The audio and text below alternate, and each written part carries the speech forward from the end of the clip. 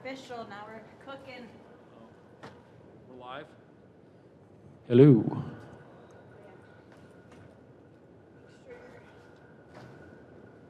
Danielle, I called Marilyn Moss.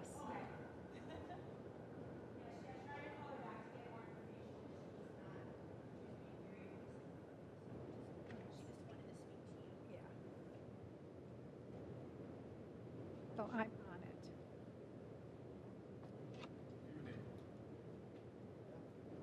Good evening.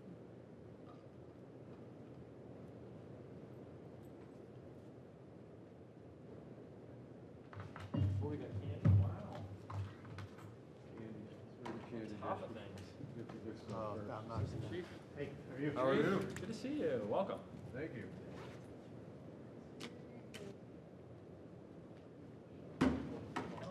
What's up?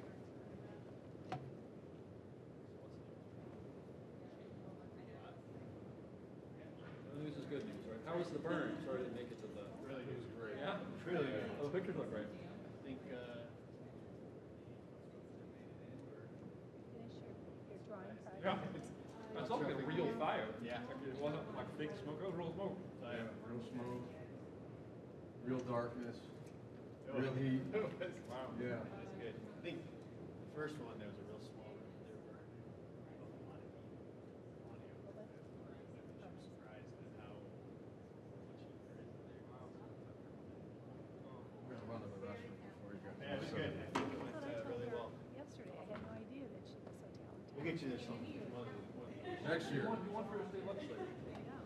And she can sing, and she can dance. You're on. We'll go. State senator there. My new state legislator was. And you have a sister? Just the two of you? Is she as talented as you are?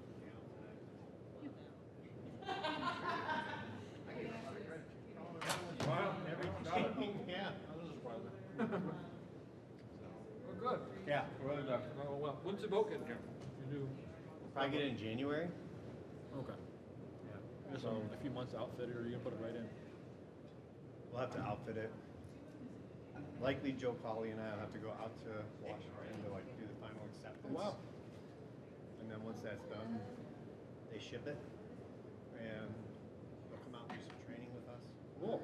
But while it's the You winter were from months a and small it's in the town. station, we'll get all the radios and Yeah. everything in it, so Yep. it'll be good. Once you get the kinks worked out, maybe this April, they'll get back out there. Yeah, Get a good time with the last one. it'll definitely give us a longer season to be able to go out. Really? Yeah, because this one's a completely enclosed cap, Oh, cool. so it's safer, and we can actually kind of go out in a little worse weather. Yeah. Those can tolerate it a little better. Is it a bit longer too? Yeah, it's just about 3 feet, but it makes a huge difference. And then when you're not, just holding on, to something, you're actually in a seat, strapped in, much safer. So it's the same, just a little bit smaller than the one that the Metro More Park Police cultural. has. Yeah, okay. I've So, seen that. Okay. Yeah, it looks just like. You're gonna keep it at that slip down there at the arena, whatever Yeah. it is. Yep. With the lagoons. Mm-hmm. Cool. Yeah. Good deal. Should be good. Fun times. Yeah, absolutely. Town, too.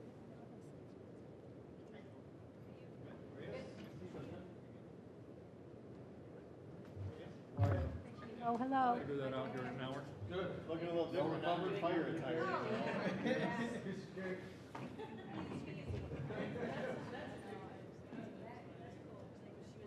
Seemed like you were doing that. That's why we love our job. I think that means I'm doing. I'll assume that means. That's right.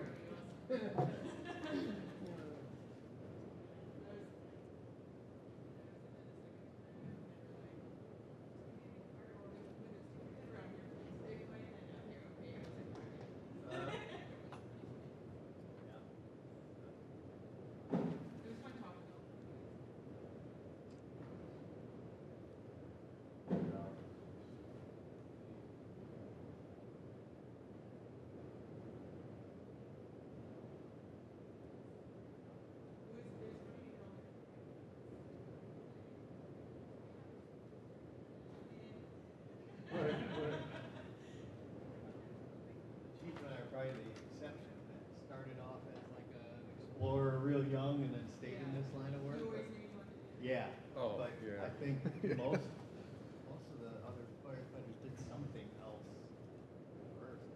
So did you play with matches when you were a kid? No, I did not. But yeah, it's.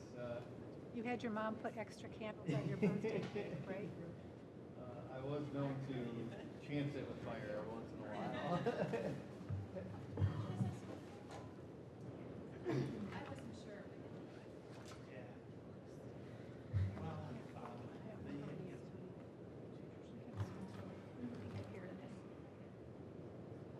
I know Kate's coming.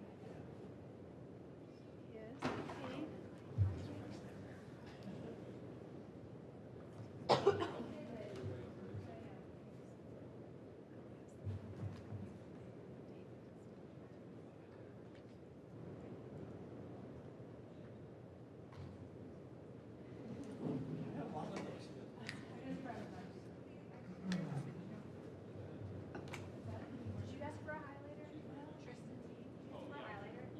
You want to stay and sign over something?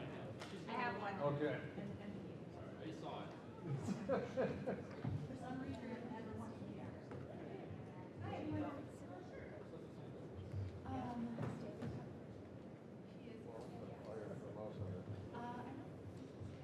Lisa is out.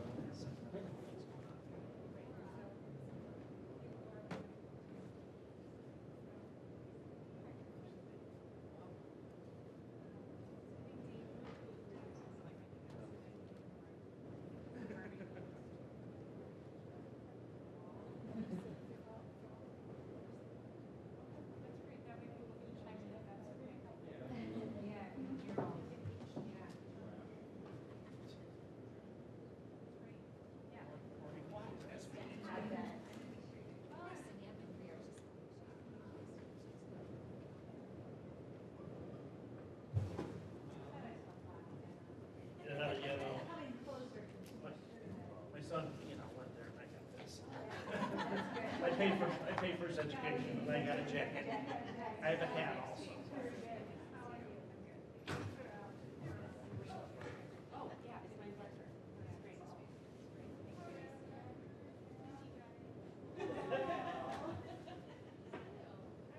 More importantly, is your internet working? I know. I took some this weekend. The bucket. Yeah. I took it to my softball game because you were and I think. Wow. All the softball players, they didn't eat all that candy? No, there was some, and then they go back. There was not a lot of. Yeah, I love to do it.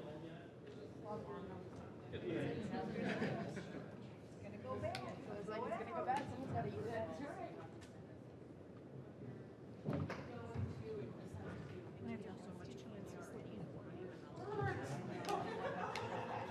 Like slowly, getting rid of it somehow. He goes by, yeah. He goes by. Hey, How are you? He lives over by. Good, good.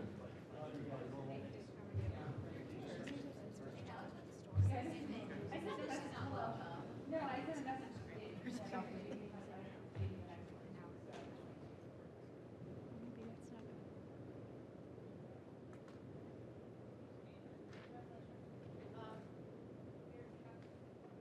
Split out amongst ourselves, whatever's appropriate. Yeah. I'm always on this side. Gentlemen. Oh, nice to see you. Hey, oh, look at you all fancy here. Once in a while I get dressed up. I did not get dressed up today. Yeah. What? Nothing wrong with the company. Yeah. Yeah. Oh, there's. Good, you brought all of those. I brought some just so in case I people want to gave- put them around. Oh, so say, I we have printed some more more. because I gave mine to all of Hey, them. Laura, I think your Oh, yeah. microphone's on, by the way. Just Because they were all. mine?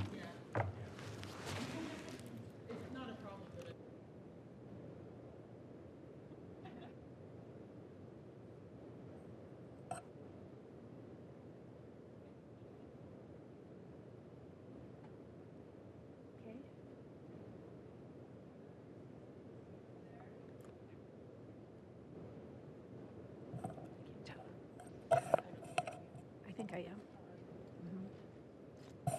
Good evening, everyone. Well, I'm going to call the Health and Human Service Committee meeting. And I'd like to recognize those from Community Health Task Force to introduce themselves. Well, we know everybody here, right?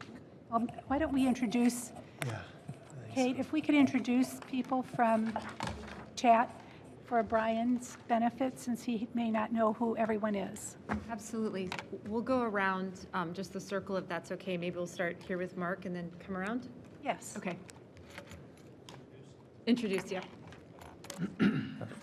Mark Walter. I am the Director of Community and District Activities for the schools. Hi there, I'm Kristen Broadbent. I'm the CEO of Three Archesville.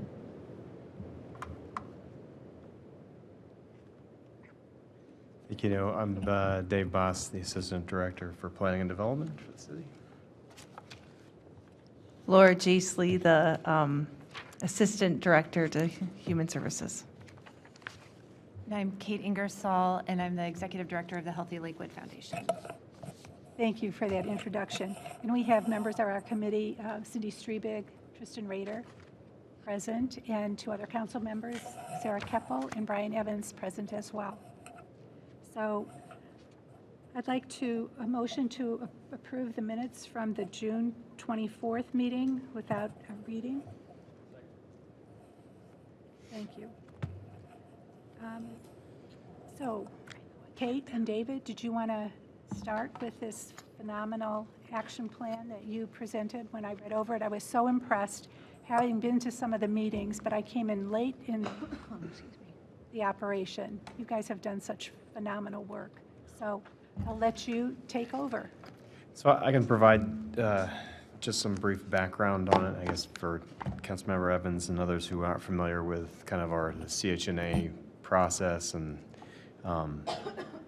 so it's, we started it in 2021, 16-month process with the Center for Community Solutions. It's kind of a unique project working on a community health needs assessment.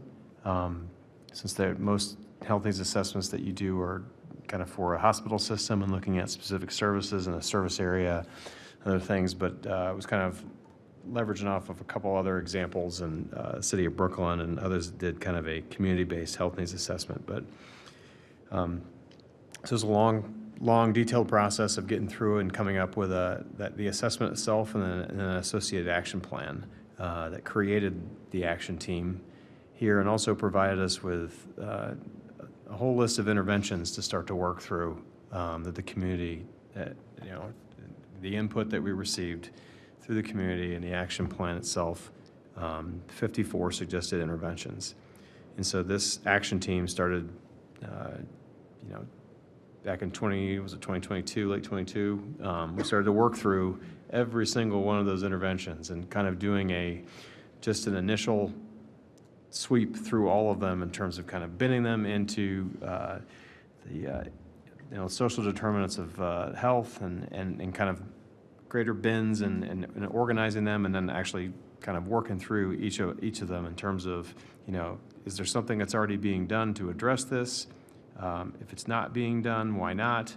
And then some of the other ones, we combine them together, things that were kind of supporting and relied on others. And so it was an awful lot of organizational work up front that kind of got us to that first interim progress report that we submitted over a year ago in September 2023. So per our charter that came from council, this group is tasked with providing an annual report of our activities, and so that's where we're at right now with that first full year completed and kind of building on that initial work of getting through the 54 suggested interventions. And since then, we've worked through those in greater detail, really by forming subcommittees in kind of each of the categories of the bins that we were in. And that's, I think, in terms of part two of the the annual report that we have here, and Kate did a great job of putting this, kind of really the substance of this report together in terms of kind of those central issues that really kind of bubble to the top of looking through all of the suggested interventions. And then, in part 3, we get onto the recommendations there. And I think that's, I think one of the biggest things that we'll get to here in a second is the resource guide.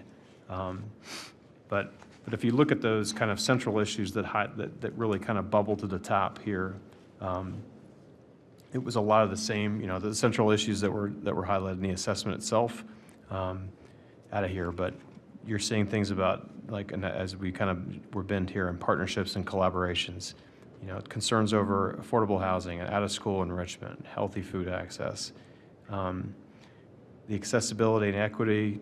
Really, we start to talk about the comprehensive resource guide, and just the availability and the access to information was one of the things that, as we started to go through this laundry list of interventions, and when you ask you start to ask the simple questions of, is something already being done to address this, and the working groups and the subcommittees that we come through, all the actions that are out there. There's a lot of things that are out there. It's just really connecting the dots, connecting the people to this information, and getting the information to the people so they can get to the services that are available. I think that was probably one of the biggest central issues I think that we came across here, and that's where I think we can talk more about the resource guide that really kind of bubbled to the top of one of the, it's a huge effort, but it is one of the kind of first kind of low-hanging fruit to really get after some of the central, one of the biggest central issues in all of these interventions. And I'll just close, some of the interventions that we got, there's nothing that the city really can do. We cannot lower or do away with property taxes.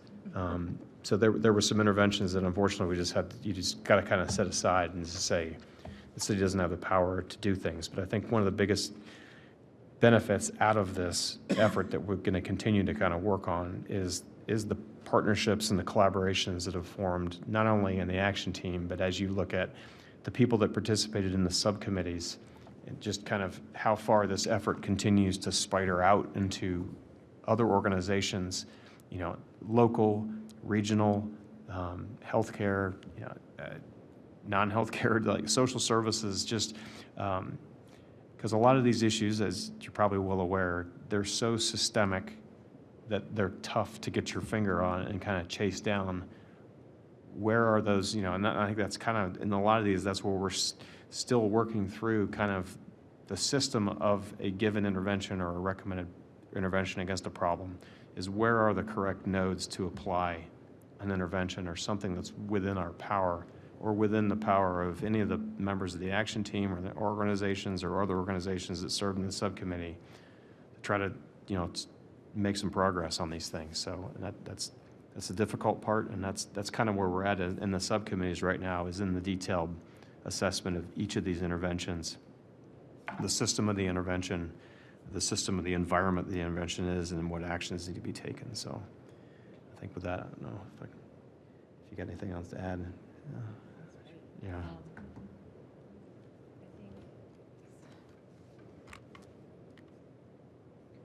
So we would be happy to, I think Dave did a great job summarizing kind of how we got to where we are. And obviously, I think that there's, one of the challenges is that we are looking at such systemic work in some of this that, as Dave is saying, that's part of the challenge. But we have done our level best to really break this down kind of by next steps and some short-term actions as well. So, I would direct everybody to some of that, to that part 4, which is some of the next steps about how we see that within each of these subcommittees, we can sort of take next steps for more learning, for building our sort of skills in this, and like our collaborative muscle, which I think I just want to say sort of undergirds all of this. And I think is part of what is so specifically unique about the fact that we're continuing to work together is that we're representing, a variety of sectors in the community.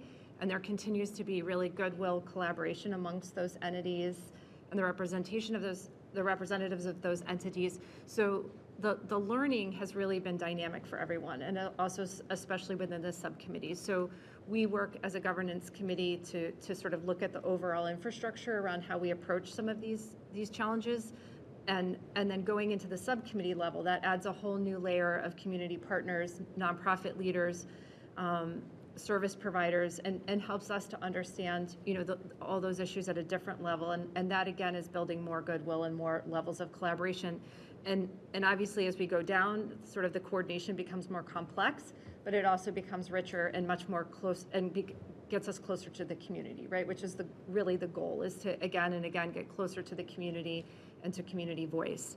So I would just note, and I would really welcome each person who's representing a subcommittee, if there's a specific kind of intervention or a specific first step or next step that you see that you'd like to highlight, feel free to jump in and comment on that. And as Dave said, I would note that the resource guide, I'll just use this as an example of a possible subcommittee next step, which is that the Community Information Strategy Group continued to see that a resource guide was needed in the community. It was difficult to know where that should land and sort of how it should be housed, and some of the legal, implications of who owns it and who maintains it. It was easy for our organization as a first step to create a very, very basic guide, which we just sort of put together. It felt really important, especially after the power outage, because it felt like there were a lot of people asking for the direction or information about specific Lakewood-based organizations, and it was hard to sort of have one place to send everyone. Admittedly, there's tons of room for improvement on it, but it felt like it was easier to get something produced that was a first, like something you could put in your hand and you could start to critique and build on it, as opposed to it being sort of a theoretical model. So we have that now. That's a first step for this group to move that work forward. I've actually engaged through a program at Case Western, a group of 6 students who are in health-related fields who are going to serve as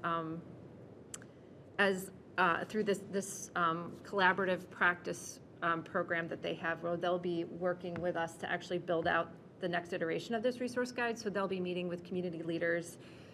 They'll be meeting with the different nonprofits, verifying language, verifying information, and helping us also to do some research on best practices and advising this group about some of the learning about how have other communities created resource guides that are, really impactful. And, obviously a piece of paper with information on it is not that different than what you might be able to get on a website. But if we're starting to figure out ways to share information, to direct people very meaningfully to like a person through a phone number or through an organization where they know that they'll get a really effective referral or they'll get really direct support immediately, that's really the goal of this. So that would be a sharing that I would offer from that one group, but I'd welcome my colleagues to share from other groups that they see this evolving, they see their work evolving as well. So in many ways, the Department of Human Services probably touched into every single group.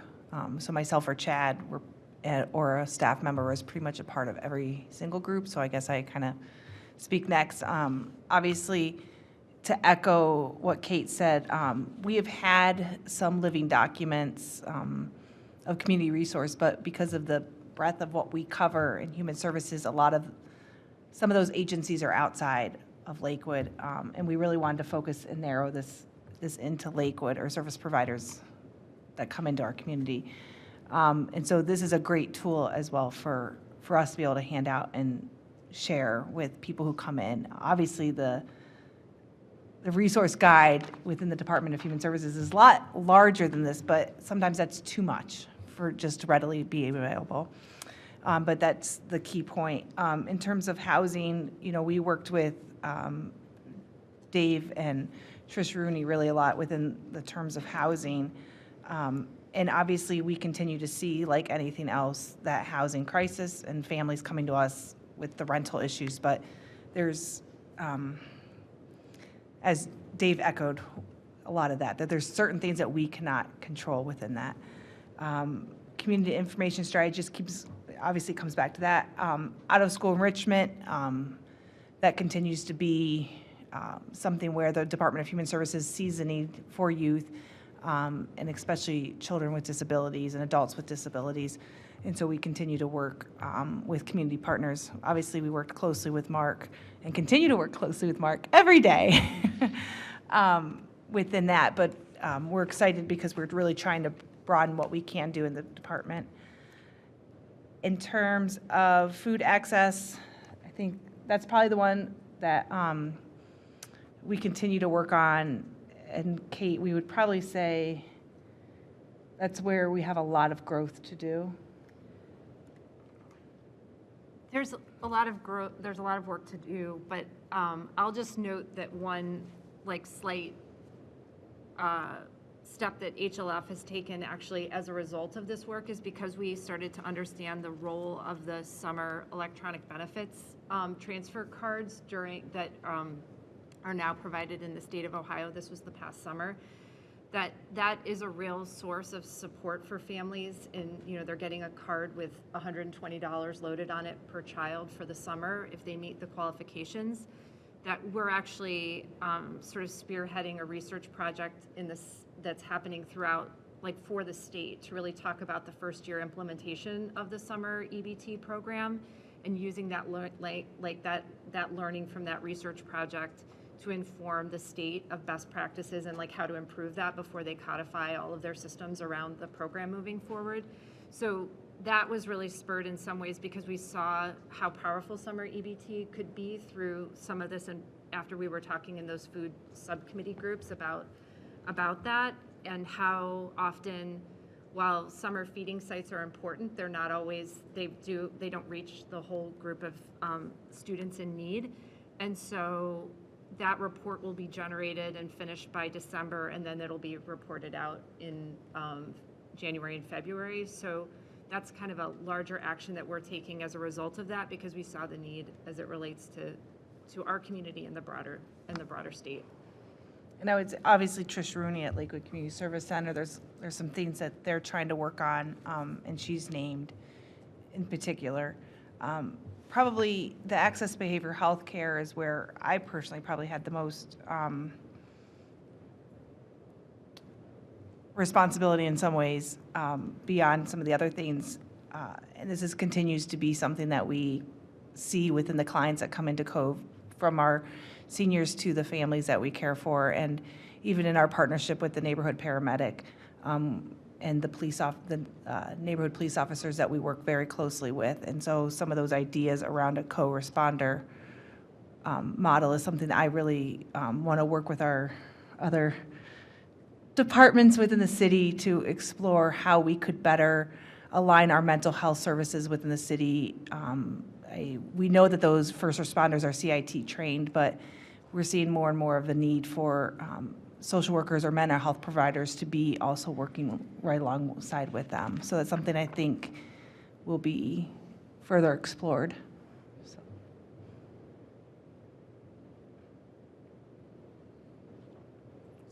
From my perspective, I joined in the group, a year after you had started, but I was really fascinated by the meetings I attended. It's like peeling back the onion.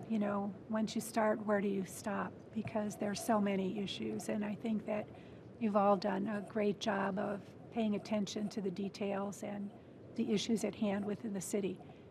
And I don't think that most of us are really even aware of how many families struggle within our community. And I know that affordable housing is a big issue. It's a big issue for all of us on council. We're all very concerned about it. And I think that from my perspective, I feel that because of the housing issue, just the whole climate of Lakewood is changing. So we aren't seeing young families moving into the community like we used to see, because the housing stock has just become so expensive, and the apartments as well. So I hope we can do something about addressing that. And I know that if you all are able to come up with some ideas, I know that you would have a very active listening force here on council to see how we can make something happen here in Lakewood. But I think that the work you've done has really been incredible. And the resource guide, I think, is going to be very helpful. And it'll just be the beginning of all the resources we can put together, but I think you did a great job on that, Kate. So thank you very much for taking the time to put that together. So I'd like to open up questions to committee members. Councilman Rader. Thank you, Madam Chair. And thank you so much for being here and for really leaning into this work over the last couple of years. My question relates to communication. Just curious, and I'm so glad this is a topic and a full sort of section and subcommittee unto itself. It's so important. It's so hard to communicate all the great things you're doing to so many different people in the city. We know that as elected officials, how hard it is to get the word across that, you know, where people can find these resources. But I'm most curious about new residents moving to Lakewood. Has that come up? Like, how do we get these great resources into the hands of folks that are just moving here? And a lot of times folks that are just moving here are renters or folks that probably need the most help, right? Just curious if that came up and what some of the like immediate sort of things we can do and medium-term things we can do there are. So I believe Melissa Garrett is the city representative that works with the citizens. Yes, I'm like, I don't want to say like LCRAC, but That is what it's isn't called. that- so, and she's a part of the communications meetings. This communication strategy meetings, and having Kevin Wayner now in position within the city, I think we are working towards maybe putting this community resource guide and other things in the hands. They used to have a folder that would come to all new residents, and now they remember have that new resident, like kind of community fair. So we always attend that and be a part of it, but I know that they're working, LCRAC's working towards revitalizing some of that and how we can better communicate. So that's, I can't answer, I don't know if any of us could answer directly some of that, because that's an advisory committee that does a lot of that work as well. Sure. I'm just happy it's part of its own pillar, essentially. And I think that's something that I would want to prioritize when it comes time for our budget, to make sure that we're putting whatever we need to put behind getting the word out, especially to folks here who need it, right? But that's all. And just thank you again for all the hard work you put into this, and look forward to engaging in the future. To that, and I'm sure all my council colleagues would agree to this.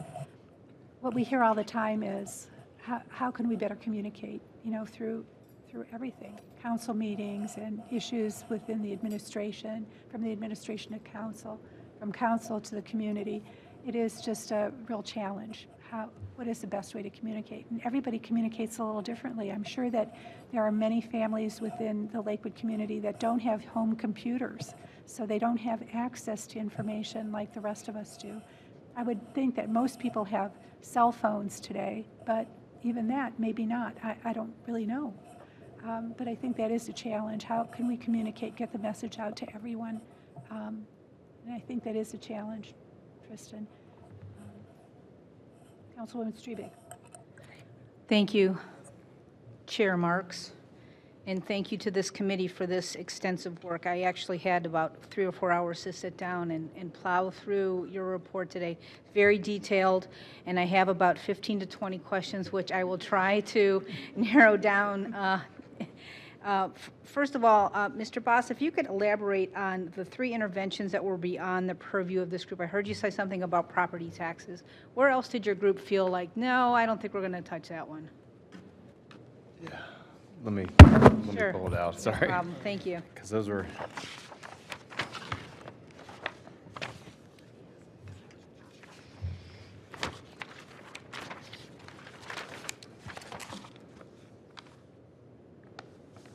So there was 3. The first one, and these are phrased the way that we received them, so I'm not... The first one was we've been under education. That was keep Lakewood schools open should another health emergency arise. And so I think that's the ones that we didn't need to take. We felt like we didn't need to take any actions. It's something that the district already does and takes action on. Keep in mind, this was right in the wake of the COVID. I'll just leave it at the COVID. Second one was healthcare access and quality. It said the intervention recommended was to attract a Metro Health facility into the city of Lakewood. And that's one that, obviously, we can suggest that or have those conversations, but for this action team and this body, we just felt it wasn't appropriate for us to try to, it's just not something that was within our chartered powers to do. And then the third one was to lower property taxes. And it was also not within the power of the purview of the action team. So, 3 out of 54, or it might have even been 3 out of 57 since we eliminated those. It's pretty good, I think, in terms of the efforts to get the others binned and at least moving forward in some kind of assessment analysis towards hopeful action. So, Very good. Thank you. I appreciate that. Yeah, that makes sense to leave those out, I think, too. With your part 2 in your actions completed since this report, to further assess, I'm just reading here, to further assess the interventions and create a shared understanding of the issues specific to Lakewood, determining whether each is feasible given structural, economic, and political considerations. Seems a bit in the box to me, where we're having a lot of these conversations, especially after coming from the Healthy Lakewood Foundation annual meeting, and to think that we really should be thinking outside the box, just to start putting up these walls already of structural, economic, and political considerations that seemed a little bit in the box thinking to me there. And as I started to read down further, who is missing from this conversation? And I, again, Kate, I think from that meeting, that excellent presentation, we realize that there are possibly some different groups of folks that we haven't considered in this conversation, and I was wondering if you could possibly speak to that a little bit. Well, I appreciate the reference to our meeting, and I appreciate the push to think outside the box. So, like, I think that's really important. And to your point, when we were soliciting feedback from the community, we were asking them to tell us their ideas and their solutions to solving some of these challenges. And we didn't say think small, right? And we didn't say like think inside the box. So I think it's a really important point, and I think that those, I think that the tension that perhaps that phrase that you're referring to is also expressing is the dynamic that we're experiencing often in this group, which is the pull between what local government has the capacity to do, what we can do in a municipality and as partners within that space, and then the interaction between influencing and cooperating with the city, with the county, and then at the state level, right? And that some of the challenges that we're experiencing, like affordable housing, are national issues. Lakewood has its own particular brand of it. And so what are the different parts that we need to do to really increase the specificity around what we can do here and be really clear about what we can influence and then how we would go about doing that. So I think it's easy to sort of have like, and what came through is that there was all of these interventions expressed and are grounded in a really deep concern that people are having about what's happening for community members. And even the ones that we deferred or determined were not ours, like keep Lakewood schools open should another health emergency arise. Part of that is stay connected to our kids so that they do not become isolated during public crises, right? So like that's undergirding the recommendation. And so we're both trying to understand what's the direct intervention and what is also at the heart, perhaps. And some of it we can't solicit from a statement, but we're also trying to get to that sort of essence of it. So to your point, like, we do need to think outside the box for some of these solutions. We also need to think directly about what we can influence and do that very, very well and test things, because Lakewood is an excellent incubator for projects that can then either be translated out into other communities or can be used as an example of something that's possible. So I think we have to think about ourselves as kind of an incubator for new ideas.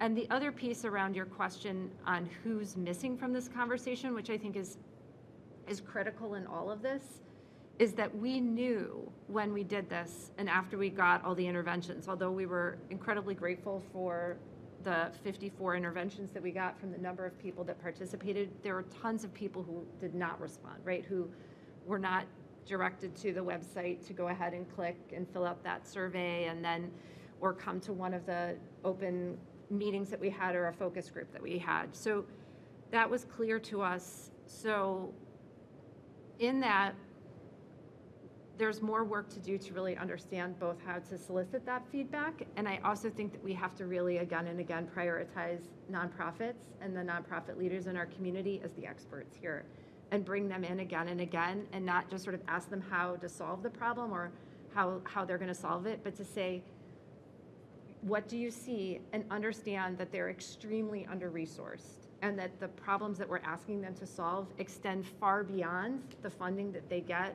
from any one of our institutions that are represented here or beyond. And so we have to be really clear about the expectations that we set on those nonprofits, what we're asking them to solve for, and really start to understand that if we want to work in partnership with them, we have to fund them in a very different way, and we have to interact with them in a very different way.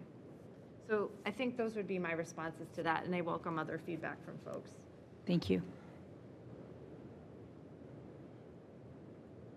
Madam Chair, may I? Thank you, I appreciate that greatly. And I do feel like when I was reading through this, like, and I understand, and I immediately went to the appendix and started looking at who was part of this team. And I don't know that I saw the county involved in this. And I don't know that I saw the YMCA, the Lakewood Family YMCA involved in this. And those are just two that immediately off the top of my head, and I was like, okay, well, maybe there's some other folks that maybe we should be including in that. So thank you, I appreciate your response there. And we did, just so you know, the Cuyahoga County Board of Health, Martha Helko was part of the advisory committee for the CHNA and agreed that she should be pulled into some of these groups now as we start to build out the subcommittees. And the YMCA was also part of that advisory committee, and they will be, as the subcommittee on out of school time expands, they will be integrated into that subcommittee as well. Very good. All right, just on that topic. Yeah. Director Walter, is the library getting involved with that group too, the after out of school time? Yeah, well, so I actually reached out to the Y, and their director was changing, like, as I talked to him, he said, well, I'd love to help, but I won't be there. And actually have reached out to the Cuyahoga County Board of Developmental Disabilities also, and they've been super supportive. We attend some monthly educational training programs that have connected us to other folks too. So some of those we have reached out to the library also. A lot of their programs are for younger ones. And the charge that we were given was more students with disabilities and then our middle school age kids. The library is not opposed to doing more with middle school and our kids with disabilities, but currently they're really focused on and more of the younger ones. Yeah, sure. And I also, just a couple notes on the churches, ethnic, the LGBTQ communities, all could possibly be parts and pieces of this effort, especially when it comes to communication. I think that there's a huge space for that to happen in those groups too. A little further down under the Community Information Strategy Subcommittee was the increased inclusive athletic, recreation, and enrichment opportunities for children with disabilities specifically. And when I read that, I thought that was great, but I also wondered about diverse children, trans children, and how we include them in this effort as well. And I'm wondering if we could think about possibly restructuring that bullet point to enrich opportunities for diverse children with or without disabilities, possibly, just to make sure that we're being completely inclusive of everyone in our community. And I know that, Side note to that, we probably in the next month will be welcoming Colors Plus back to Cove Community Center. that's the best news I've heard all day, so thank you very much for that. That's yeah, excellent. there was some transition in leadership there, and some efforts to communicate that weren't, but now their board chair had reached out to us knowing that we had been interested. Good. And so we are in conversations now with looking at grant funding and some other opportunities to bring that back. So we're hoping by the end of this month that we will have that back on Monday evenings. So Excellent, thank you for that. I figured you'd want to know. I love that, thank you. I'm just moving on through your report. The co-responder program investigates best practices and insights, and I love this. And again, with looking at other communities that are doing this, to use that old standard phrase, why would we recreate the wheel when other places have been successful with this? And the same thing with the paramedic program, with implementing mental wellness with our safety forces. I think that's the next critical step for our city. Even when I was fortunate enough to do the Citizens Academy and do the drive around, the very last house that we had for the night, and sometime if you haven't heard my story about that evening, I'll sit down with you and tell you all about it. The last house was a mental health crisis, and the two officers that were responding were able to say, here's a list of resources. And that was basically it. And I felt like it really kind of fell short there, that if somebody was a professional caregiver, could have possibly done some more help, done some more intervention and some more help with them. And then my very last one, when I get to part 4 on the next steps and I see housing, and you may or may not know that I am a landlady here in Lakewood, and I appreciate that during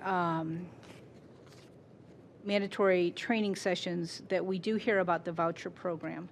And I'm wondering then on the next page, on the food access page, if we would then consider talking with restaurants about the SNAP EBT program and start to work with other business owners that are also working on food and housing, that might be something to consider. Thank you, I appreciate that.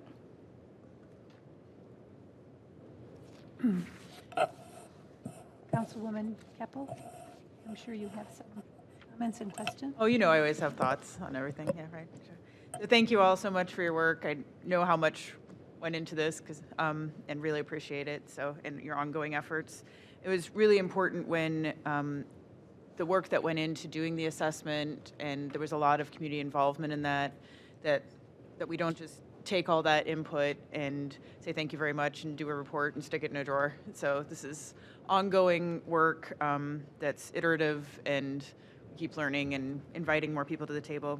I appreciate in the communication component too, looking at all these aspects, everything, communication being such a key aspect and the resource guide being a starting point with that, but the intersectionality of everything. So like to the point about, who's at the table and who's missing, and even, Assistant Director Boss and I were talking about this the other day with, we were doing the zoning refresh, and, I don't think most people think about zoning as affecting, health outcomes, right? But then when we're talking about being able to have, for instance, accessible units on the first floor on the back of a mixed-use development, the zoning prevents that, but that could provide more accessible housing. And so there's multiple opportunities and affordable housing and things too, and that are within the city purview that aren't necessarily sexy or catching, that don't look like that they are progressive on the outside, but actually address some of these issues. So I think it's really important for all of us on council as legislators to continue to come back to this document and look at and outreach to these committees with our priorities to make sure that, are there ways that, as we're touching on legislation, as we're touching on policy, what are we missing and who can we connect with, and trying to bring everyone to the table on that. So that's more of a thought than a question, but I just wanted to bring that up. I did want to ask about with food access, and I forget who's chairing that subcommittee, so I'll the right person. Okay. So do we have, and that's probably in the resources guide, do we have places that are doing the after-school lunches or meals in the community for, because I know obviously when students are in school, they're getting we do breakfast and lunch for those who need it, but then the after-school, I know when I was at the Cuyahoga County Public Library, we did that at our branches where students could get meals during the out-of-school time. Do we have places in the community that do that, or is that at the schools? It's not at the schools like uniformly. So there are some schools where there are, and Mark, please jump in if you know, but where they are doing the backpack program, right? Okay. So through the Greater Cleveland Food Bank, there's a backpack program, and especially over the weekends, kids can be given a backpack with non-perishable food that will help them and get them through the weekend. But we do not have like after school feeding sites, so to speak, like in terms of at a library or at the Y. The Y has sort of an informal food donation sort of area, and so that's a place where you can pick up food, but it's not sort of a specific sort of nutritionally sort of standardized, program. It's really set by what is donated by certain companies or businesses at a given time. So that is a place where we could look at that. That would be a partnership likely through the Greater Cleveland Food Bank. And so as that would be established, that could happen. But, so for students, so if you're not in an after-school program, then you don't really have an option for an after-school lunch or a snack, unless you know of anything other that I don't. I mean, I know some of the resource coordinators at the school. Some of the resource coordinators at the school do deliveries through Trials for Hope and backpack things. But Yeah, and I think that would be more individual schools and not a systematic process. And that might be, as you're speaking, I'm thinking we should include our nutrition supervisor, Jacob Green, into this conversation. And he's been a part of it. Okay. Yeah. Thank you. And, I know, like, when I had the privilege of being on the chat, it was like, every time we have a conversation is like, oh, I see a connection here, and connecting all these dots there. And so that's really one of the great things about doing this work.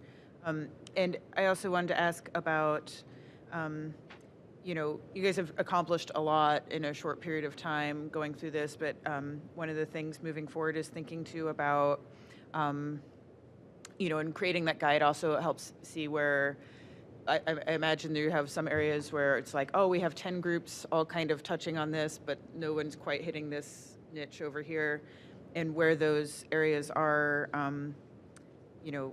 identifying those, as well as if there's like infrastructure pieces that need to happen, like is there a third space that needs to be created? Is there those kinds of things. I'd be interested in hearing about that in the future. But this is excellent work, and thank you very much for doing all this.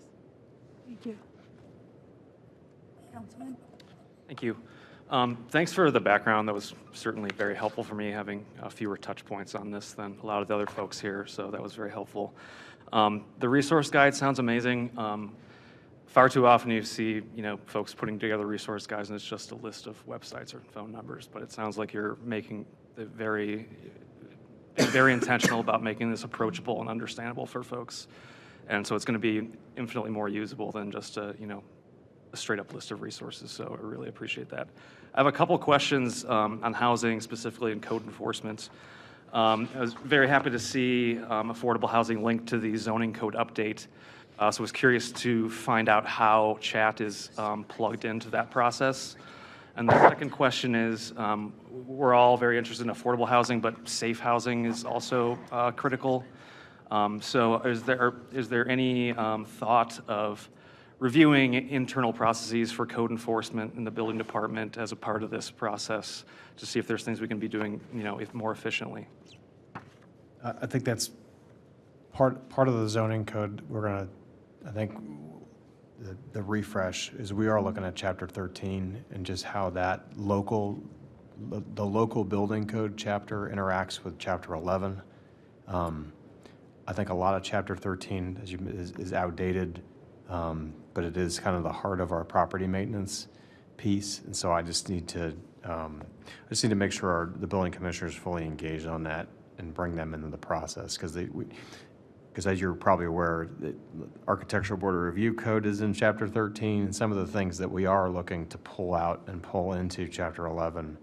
And so it's a natural time to kind of look at that piece of the pie and those pieces. So, but yes. Thank you. I have a suggestion also. I know that Councilwoman Strebig and I have talked about this in the past. It used to be the landlord meetings used to be in person, and I believe now they're not. Is that correct? Do you know, Mayor? I think. Yeah, I think during COVID, we moved them online, and I believe last I talked with Chris Parmley about it is that we had better results because people were able to access the online version of the training easier than coming here on a specific date to view the training. I would like to offer a suggestion that maybe we have those in person again. I think that they're more impactful when you have different people from different departments speaking to these landlords, because we continue to have the same problems with many of the same landlords, that they're just not effectively taking care of their property. And so many of the less fortunate people who are forced to live in these apartments are living in conditions that none of us would want to live in. But, and I understand the convenience of doing things online, but there is so much more of a powerful opportunity to connect with people when you meet in person. So maybe not everyone, I don't know how often do we have those meetings in the year, Mayor? Is it just once? I believe it is just once a year to renew the housing license, effective, I believe, November 1st. So maybe we have more than one a year and offer some online and some in person, but I think that we can have a greater impact. I think especially when we're talking about vouchers, which can be a huge benefit for people within the community. And I think landlords need to be educated not to be afraid of voucher programs, but that's just a thought. Thank you. Yes, Councilwoman Strebig. Thank you, Chair Marks, and thank you for that comment. I would agree 100% with that. I thought that the in-person landlord seminars were much more beneficial for me because I could see other landlords. We could have conversations amongst ourselves, from whose company is mowing your grass to how did you do with that last eviction? There's a lot to talk about. And also, since they went online, it was Judge Carroll that would be here before, but now it would obviously be Judge Ness, to have the judge stand before us and explain these are the steps that you have to go through if you don't go through this way. I do agree 100% that the in-person meetings were much more impactful. Thank you. Any other comments, questions from the administration? Well, I'd like to thank everybody for coming tonight, and thank you in chat for all your hard work. It is a monumental program and a task that will continue on, but you've set the groundwork, and I look forward to continuing working with you and seeing what kind of changes we can make here in the city. I agree, Lakewood should be a model city for these programs, and it's a great incubator to try new things. So I appreciate all your hard work. Thank you so much for coming tonight. So if no other questions, I will adjourn the meeting. Thank you. Public Works and Sustainability will start on time at 7. I love my fluffy Stay tuned. mouth. Do you have any swingers and divers? had to go to that meeting.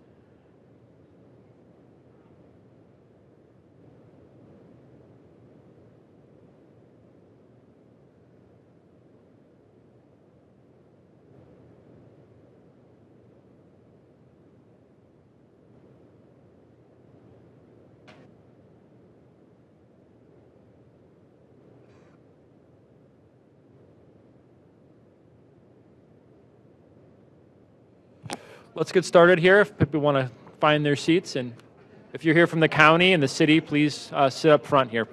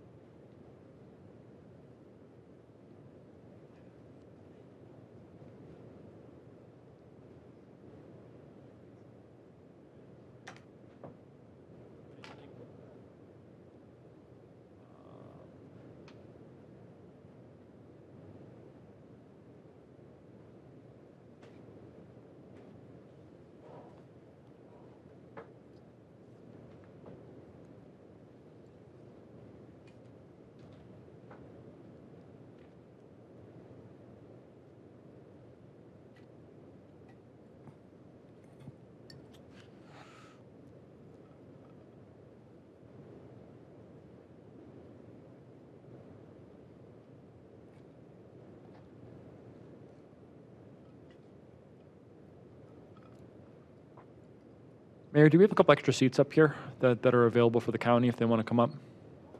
Okay. Director Alvarado, if you want to bring a couple of your folks up. I think we have 2 extra seats, perhaps.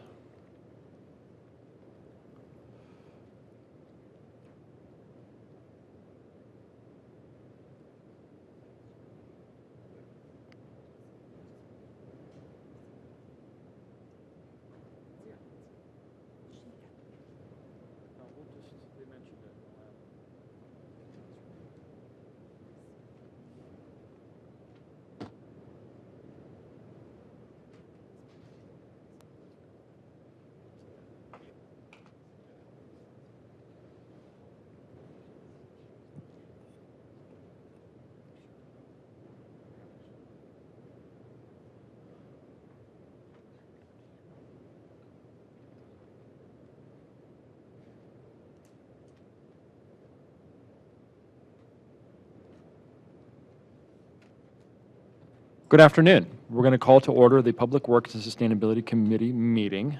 Tonight is October 14th. It's a Monday. And if you have a copy of the agenda, it says October 12th. That is wrong. That is when I started making the agenda. My apologies. So tonight we have 2 things on our agenda. One is approving the minutes from the last meeting held on May 9th. Without objection, those will stand approved. Do I hear any objection?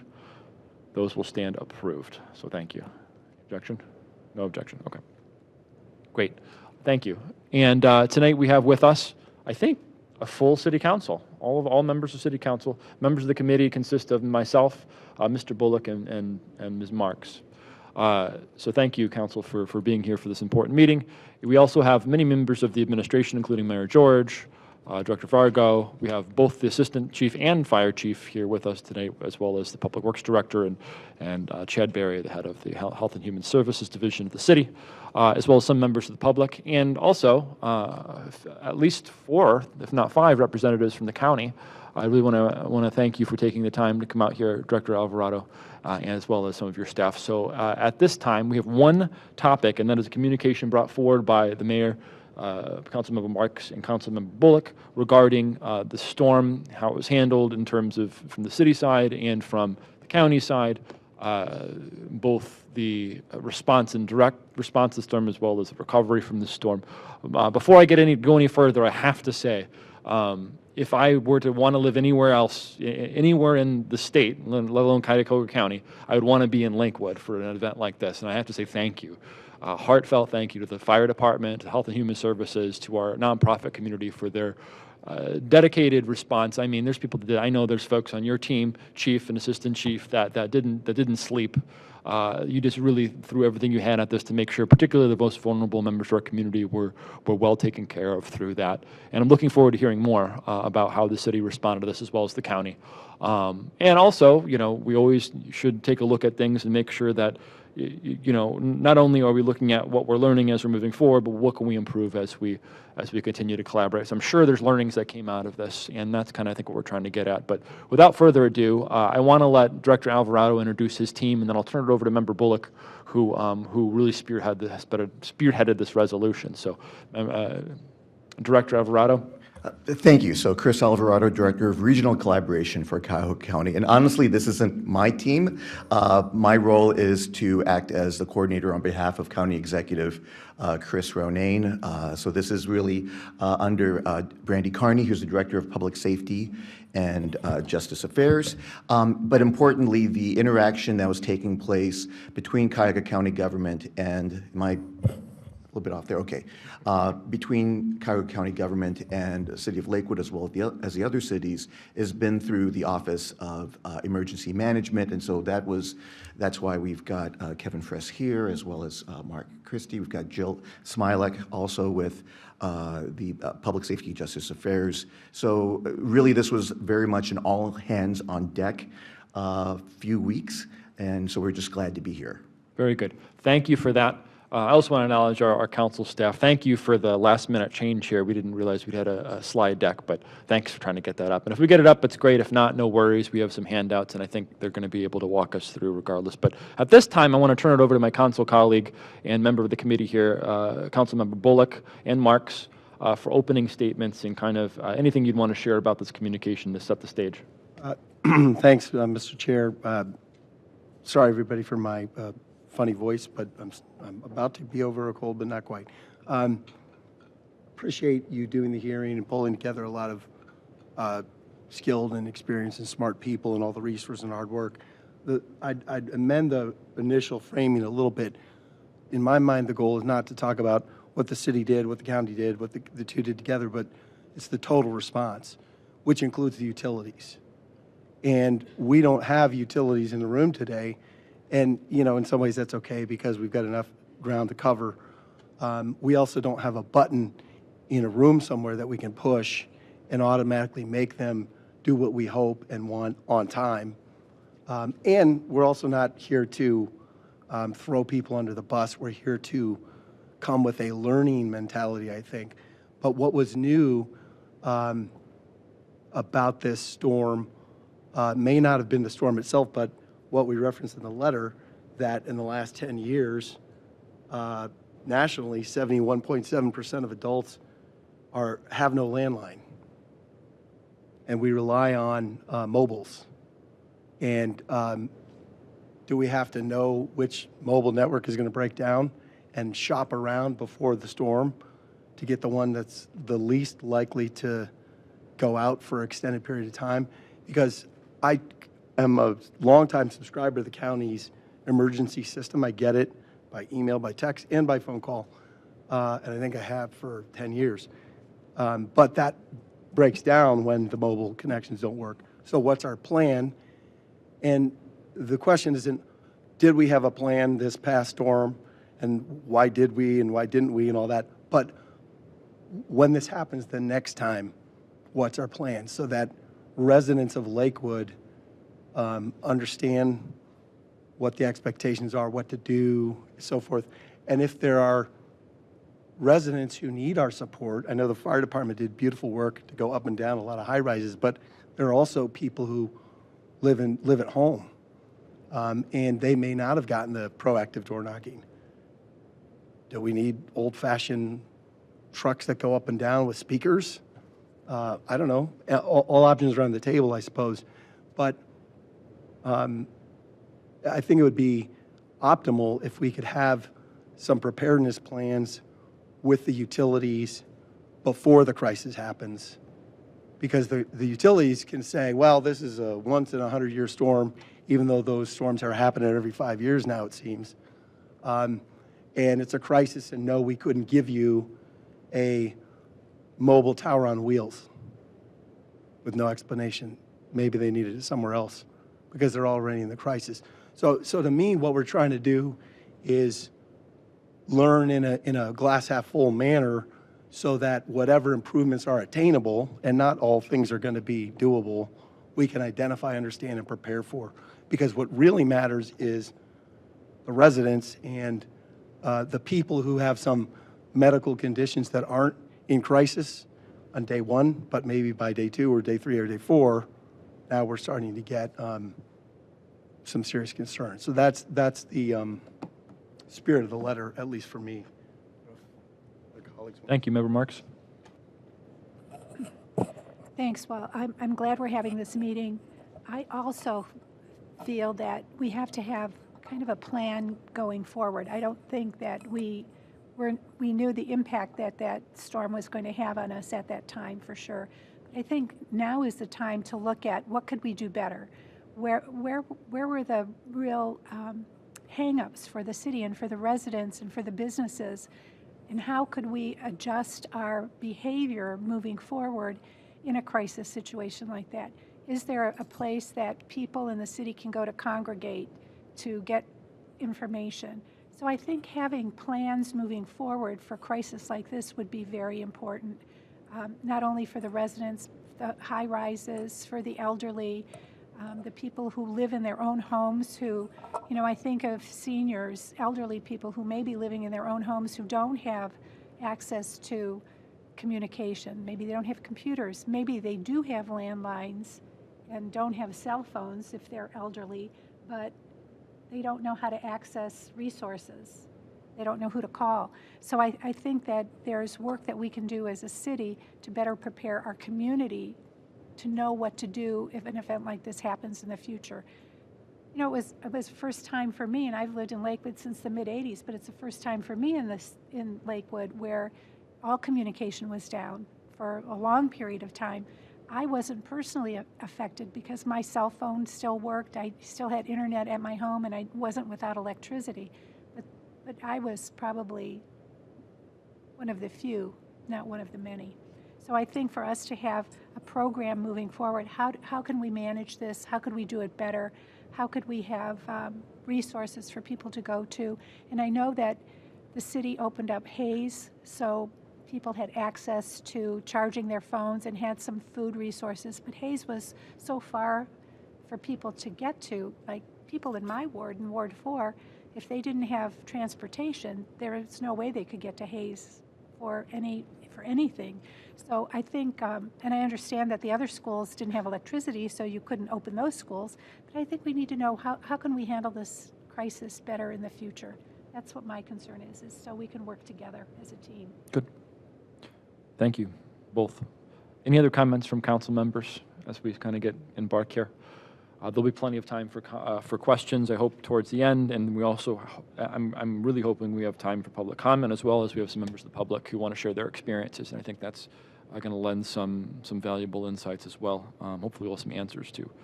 So the goals of this meeting, I think, as you both very stated very well, identifying lessons learned, improving future storm preparedness and response, and coordinating with external entities. We'll open this up by turning it over to our great fire department and our brand new, newly minted chief, Fairbanks, and assistant, as well as the assistant chief here, who can give us a little bit of an update of how this all happened from the perspective of the fire department, maybe also from the perspective of the departments at the city. So go ahead, take it away, Chief. Thank you. Good evening. On that day, we received the early warning signal. Most of us received them on their phones. The sirens did go off within the city. Those are an outdoor warning device, so if you're outside, it just indicates that you need to seek shelter immediately. Following the initial hit from the storm, we ended up responding to 131 calls in that 8 hours. About midnight is when it calmed down on our end. We did have 2 structure fires that occurred during the storm when our resources were depleted. Our neighboring departments were not able to help us out. We had a near miss with a firefighter. We had 2 injuries occur to firefighters. And that was the amount of calls that came in and how fast they came in overwhelmed our dispatch center, and they did a phenomenal job at just taking those calls down. And then what we do is we establish what we call a storm command, where the shift commander, he sets up an operations center at Fire Station 1 on Madison, and he starts just dispatching units as they become available. So our folks go from one call to the next call to the next call until all of the emergencies are abated. So when that happened, our dispatchers ended up losing their phone system here at City Hall for a short time. And once it came back up, we just kept getting more and more calls. So when they lost their communications via phone, there were also two radio towers that received damage from other tornadoes, and that affected our radio communication as well. So there was so much radio traffic going back and forth between our units and dispatch and our operations center that we were having a hard time communicating. Normally that doesn't happen. There's multiple towers in the region that can pick up signals. They can, kind of stack them in a way that they prioritize and they're able to get through. So when we lost that communication in dispatch and communication on the street, that was a large challenge for us. And our radios are able to just talk to each other without bouncing off of a tower. So what we did is the crews that were working on a scene, most of the firefighters would switch to that channel that is, they just talk back and forth to the radios. So we had communications on the scene, and then usually the officer of that vehicle would make contact with our operations center. So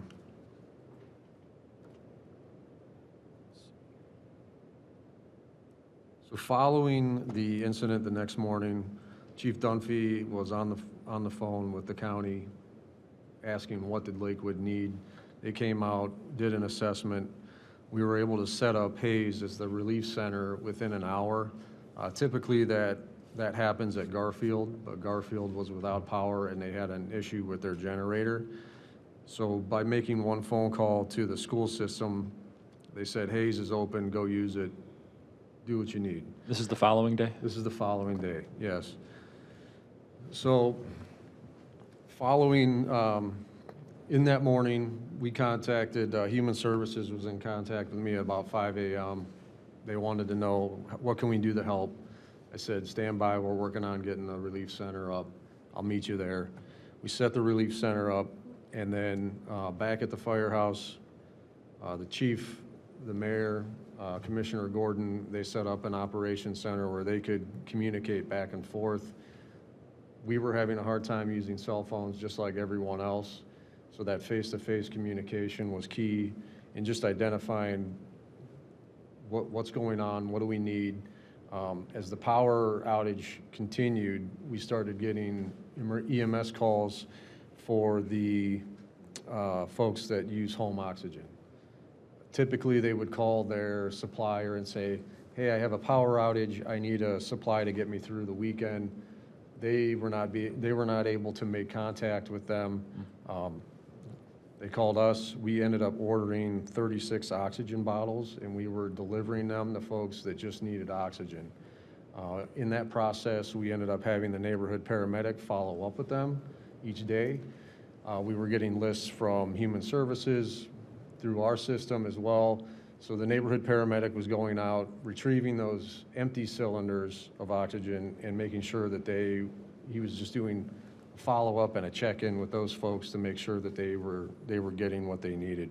On that real quick, so folks that even didn't have the ability to communicate with the fire department, they were on some list and they were being followed up if they needed oxygen. Sure, Chad can speak to this a little bit better. Our Human Services folks were going out door to door with clients that are in their system, just checking in on them, seeing what they needed, whether it was food, medical supplies, and then they would report it back to us just because the communications were so spotty at that time.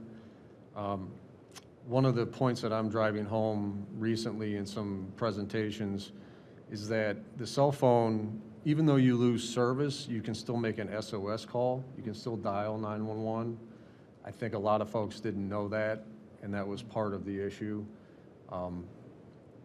The one downside to that is it doesn't come to Lakewood Dispatch. It would go to CCOMS, which is where it's just a central dispatch in Cleveland that they would say, what city are you in? I'm in Lakewood, okay, and then they would transfer them to our Lakewood dispatchers.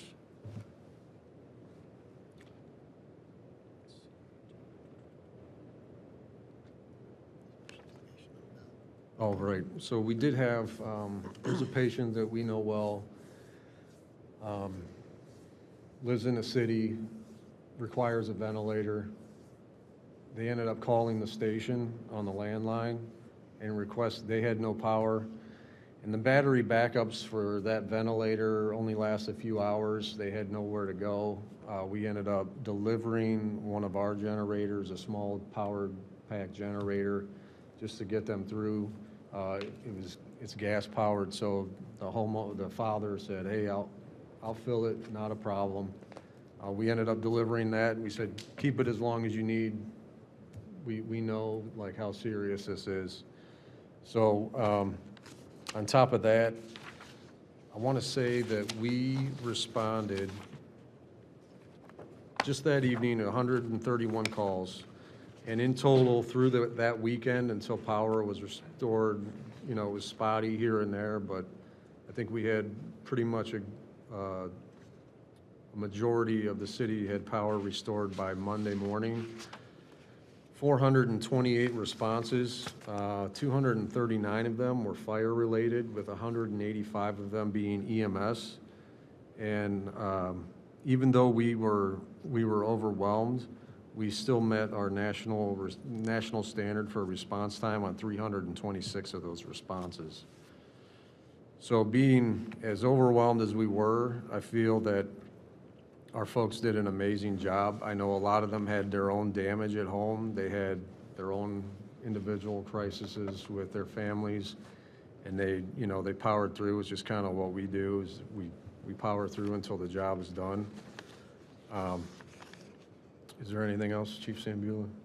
No, I just want to point out that just roughly 100 of those calls where we didn't make that standard is probably from that first initial hit when calls were stacked, and we were going through and prioritizing through that storm command.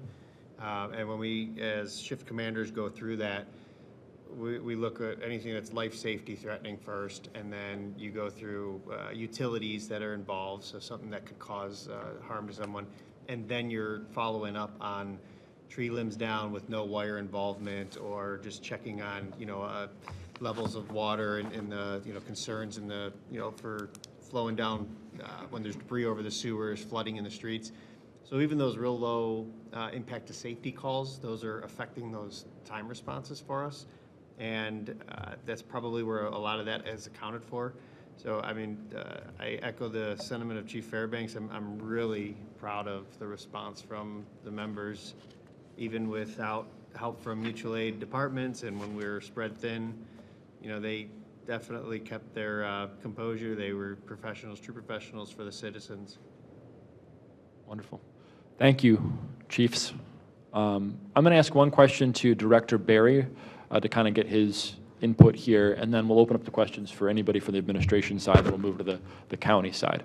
But Chad, just kind of following up on, I think your name was invoked here a minute ago, about doing the house visits and kind of how you knew where to go to, or I'm most curious, and maybe my colleagues have other questions, but and how you identified those people that were in need, if they were calling us, or how we were receiving communications from them and how we were communicating to them, and just anything generally relating to response.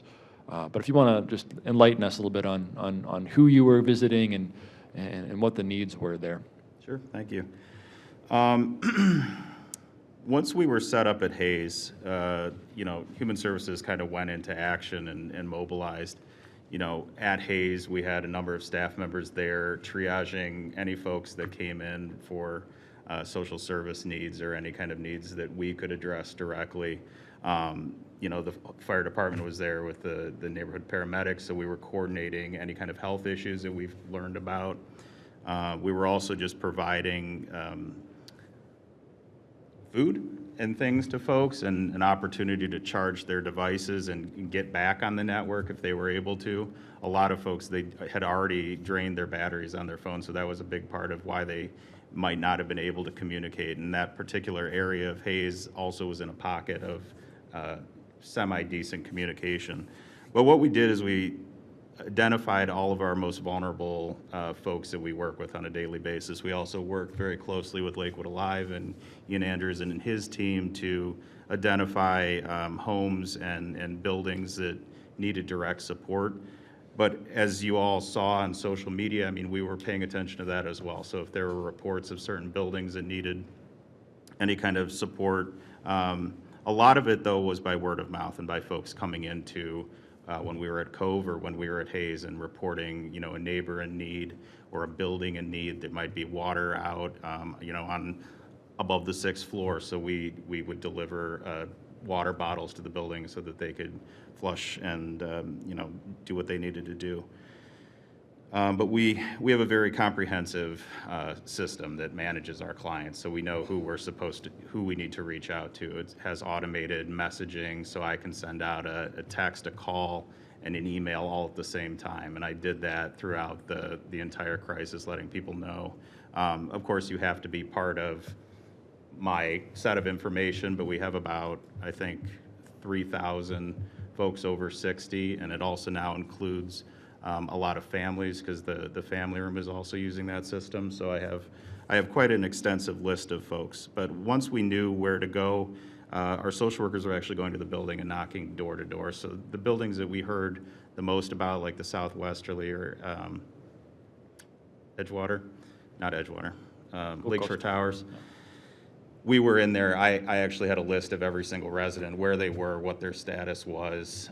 She was able to make contact with every single resident at Southwesterly or know where they were at, and we were providing whatever they needed. And we gave out pallets of water bottles to these buildings. We coordinated with Chief Dunphy and the fire department and the police, and they went out to 11 different buildings and delivered a whole pallet of water to them as well. But we were just using a lot of word of mouth initially, but after we were up and running, we also had a line that people were calling in on, and they were able to leave a message, and we were following up on all of that. But we had staff in every single building every single day. One of the first things we did is we identified our home delivered meal folks that really need supports, and we put together a grocery bag, and we did that 2 different times. So that was almost 200 different grocery bags. We worked with local churches. They gave us another 200 bags. We really, once Cove was up and operational, credit to the mayor and Public Works and James Holman for getting the generator over there to get everything up and running. We really started cooking with gas, and every day there were 200 plus residents that would come. When was Cove up? Friday. Okay.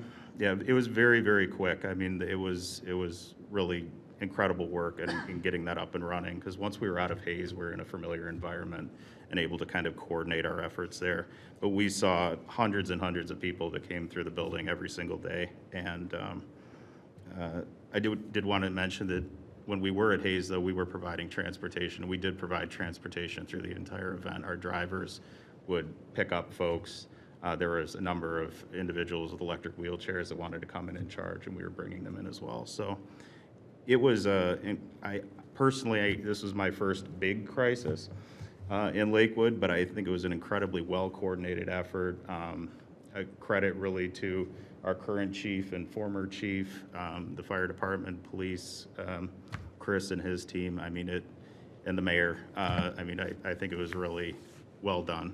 Lakewood Alive also did a great job. And I will say too, now that I see Allison over there,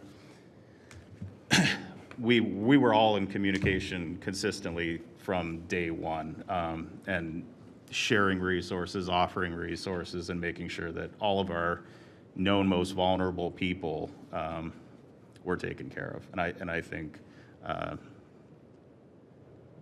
there weren't a lot that might not have been touched by us. Thank you, Director Berry. Do we have any questions for the administration this time? Limited to like one question per member. We'll have hopefully some more questions at the end, if that's okay. All right. We'll look, Marks, start with the committee members. Any questions this time? I've got, pardon me, I've got one. Thanks, Mr. Chair. maybe as a deliverable on the back end of evaluation of how we did, what we think we learned from the new challenges of this particular storm and all the ways it stressed multiple things, communications, power, et cetera. Our incident action plan would be the document that reflects what we would do newly and differently. So a couple questions. First, could we get a copy of the incident action plan that we were using in public safety? I think that's primarily a fire plan in this case, but maybe police have some role in that. And, you know, we plan for the future based on past experiences, and every incident we go through helps us improve for the future. So that's maybe a concise way of getting at it. What would we amend or improve in our current incident action plan for the future? But we can do that, you know, offline. Thank you. Very good. Member Strebig. Thank you. Director Barry, I heard you say that you were able to work with the known most vulnerable clients, right? So the question then becomes is, who are the unknown residents out there that may need help, right? And what is the best way, and you may or may not have the answer to this, what is the best way to communicate with them? And I heard Councilman Bullock suggest a truck with speakers on the side. And, you know, I myself sat on my porch and handed out Ready Notify flyers that Clerk Bach dropped off at my house to neighbors that were walking by. It seems like we have an opportunity with the downtown development, to Council Member Mark's point, that we could have a gathering place where if we completely lose electric again, that people could go to and find out information. And as much as Mr. Litton didn't like the sign out in the front of the building here, it still is an effective tool when you don't have electricity. So I wonder if anyone could comment on the communication pieces and where we go from here. Yeah, I think, you know, we agree. I think one of the biggest challenges was not having Cove up and running. Cove is the de facto place residents know. And I think, you know, not having that generator that was requested, I think that was one of the biggest challenges and put us back a few days. So we need to make sure that we have a backup generator at Cove moving forward. And that way we can communicate to all of our residents that Cove is the place to go. Other colleagues. Member Baker. Thank you, Chair. And in the efforts, I mean, I think all of us as residents saw them, so appreciate everyone. It was a tough time. The one thing I think, just more infrastructure-wise, and perhaps, and I don't know who at the administration would be most appropriate to answer this question, but it's cell towers. So, you know, do we have a really good inventory? I know it's technically they're on private property, but they probably have to pull permits with our building department. A lot of them are probably on some of the high-rise buildings we have in town. Do we have any cell tower leases in city buildings? Because I think about this as we kind of think about connectivity, and this maybe isn't the point of this, but I think it's related to kind of disaster relief, where there is a dead zone in the middle of Lakewood. Every time I drive down Warren, I lose my cell signal. I don't know why, which is right by the fire department. So hopefully you guys aren't affected by that. I think you guys are on a separate system. But, you know, has the city ever been approached by cell tower companies to put facilities on city buildings? Obviously, those would be up quicker with power. I assume that some of those private tower companies that have some fixtures on some of the high rises in town, you know, they maybe have a small backup generator, but that maybe goes for only a little bit and then it runs out, right? And if that building doesn't have power, that cell tower isn't up. Has the administration, the county, dug into that? And is there ways in which either the city or the county can provide some redundancy to that? I mean, there was this notion of bringing in a mobile cell tower. That's probably, everyone wanted a mobile cell tower, so it's probably very difficult to get it into town. But I'm just thinking about, are there ways in which we can work with cell tower providers to have redundancy maybe within city facilities and then we can derive some revenue too. But I wouldn't want it to interfere with some of our public safety kind of transmissions that we have, so I know there's some regulations about that. So I'm just curious if there can be some discussion of that point. Secondly, there's more of a comment than a question, but on the kind of the notifying folks, I'm reminded when Phil Kidd was here from the city of Cleveland 2 weeks ago, he did say that an actual sign is the most equitable sign, and we have a sign shop. So if there are maybe like some template we can have from our sign shop that says that, like, you know, disaster, go here, right? And just literally put it along Detroit Avenue, Madison Avenue, just so folks know where to go. Yes, literal physical signs. We did it for Bike and Hike Week, and so the city has the capability of making those. So that's just a suggestion, but the bigger piece is the cell tower infrastructure, interplay between county, city, what we can do. Yeah, and I think that's a good time to kind of turn it over to the county and to talk, maybe you can go through your presentation and talk about, you know, county EMA and how you interact with the different municipalities. Director Alvarado, and please state your name for the record. My name is Kevin Fries. I am the Planning, Training, and Outreach Manager for the Office of Emergency Management. I was in direct communication with the mayor and Chief Dunphy at the time, and I saw Chief Fairbanks at the reception center during those days afterwards. I have some prepared remarks, but since we're on the cell tower discussion, during my drive-through and assessments of the damage within the city of Lakewood, we noted the issue of cell coverage. And then after completing our assessments in the rest of the communities that were affected, we realized that Lakewood had the biggest gap in coverage due to the power outages affecting the cell towers, specifically on buildings that do not have backup generators. So we reached out, and I understand someone from your IT department reached out and they were told no, and that's because during large-scale events and incidents, they rely on agencies like ours to prioritize where the biggest need is, because they are a finite resource. So for example, AT&T only has 72 to 100 towers on wheels nationwide. So we did request from all the major providers a tower on wheels. We heard back from AT&T and Verizon, and by Friday, I believe Friday was Verizon, was on site at Garfield, and Saturday AT&T was on site at Garfield and up and running. The issue is that they only provide limited coverage based on their location and whether you're indoors or outdoors. So generally, on a good day, you might get up to 2 miles of coverage from a cell tower on wheels in a circumference around that tower. If you're outside. If you're inside, that obviously decreases. There are options, to your point of city buildings. There are options to at least have coverage in the city buildings through your internet provider, but the same issue was happening with landline internet providers. Lack of power at their facilities was causing some issues in regular fixed wire communications. Most of those locations, they had generators brought in, so that came up a lot faster. But that would still be an issue in city facilities that don't have backup generators. I don't know if we were able to get the PowerPoint up and running, but if we want to go through that, Director Carney can take care of that.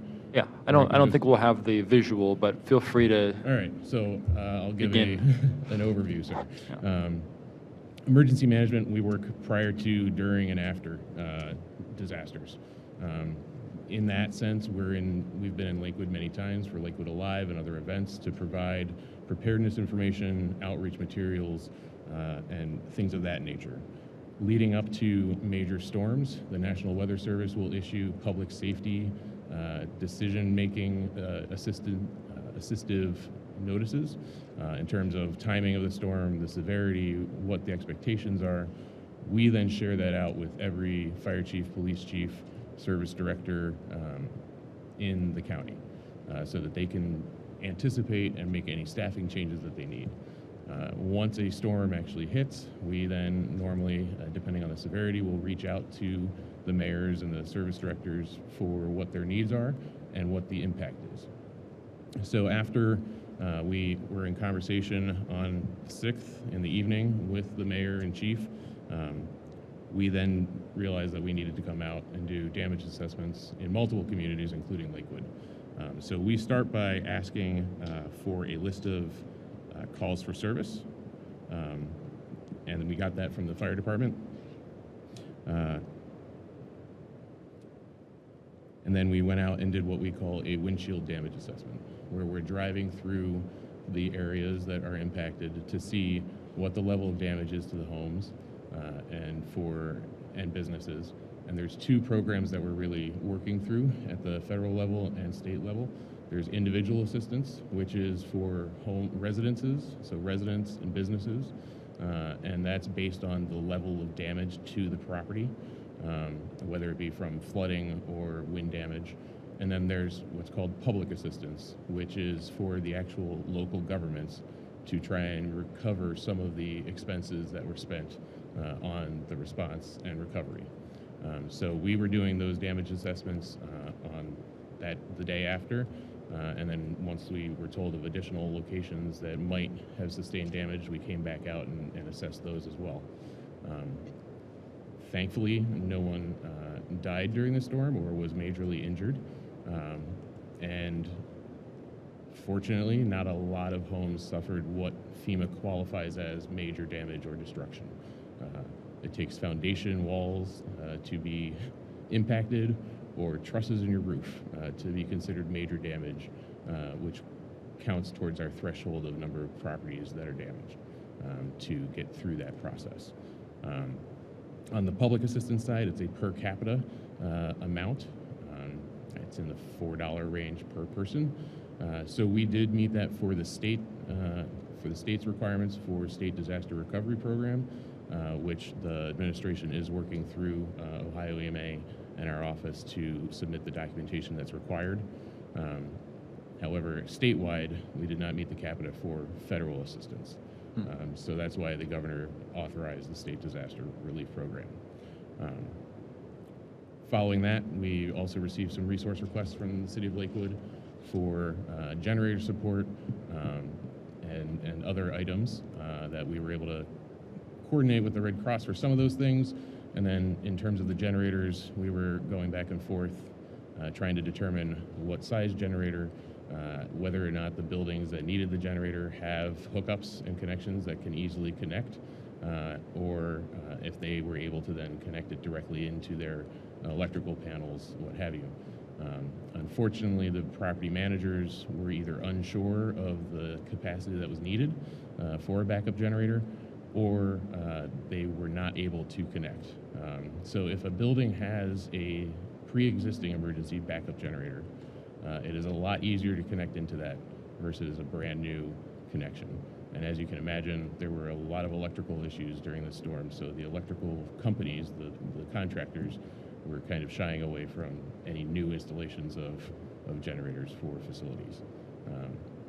So that's the 50,000-foot overview of how we coordinated with the City of Lakewood, but I definitely would like to thank everyone in the City of Lakewood's administration for their regular communications with us. We can't really help if we don't get requests, and the City of Lakewood's administration is very familiar with the fact that we are the conduit for any requests to the state or the federal government for assistance. Thank you for that very concise summary. I know a lot happened. I was on a few of those calls too, and it was a lot going back and forth to different communities, and there was a lot you were trying to provide. And I have a couple questions based on that, but I want to turn it over to my colleagues first if they have any questions for the administration or the county at this point. Okay. Group. So one thing I would like to know is what were were there shortages on your end? Were there things, you mentioned how the generators not being able to connect to certain buildings was a choke point maybe for being able to get certain types of buildings assistance. Were there other things that were in shortage, things that you kind of are reflecting on now as you're going through the reassessment, like, I wish we would have had more of these in supply, or this kind of caught us off guard? What were some of those pinch points? So we also requested from the state and received 2 oxygen refilling stations. Unfortunately, we had to locate them centrally, so people had to come and fill their tanks. However, that is definitely a shortage in the state for those types of devices, especially in long-term power outages. I think another item that we would look at is potentially suggesting some best practices in building codes and fire codes for high rises and having backup generator power, not just for your fire and life safety systems, meaning your fire alarms, and backup lighting, but also at least one elevator in the building so that folks can stay in home with the assistance of delivered meals from Human Services and other delivery applications. Director Alvarado, anything on that? Yeah, I would concur with that. And then, as Kevin was bringing up, the fact that there is a very limited number of mobile cell phone stations available nationwide, much less here in Ohio.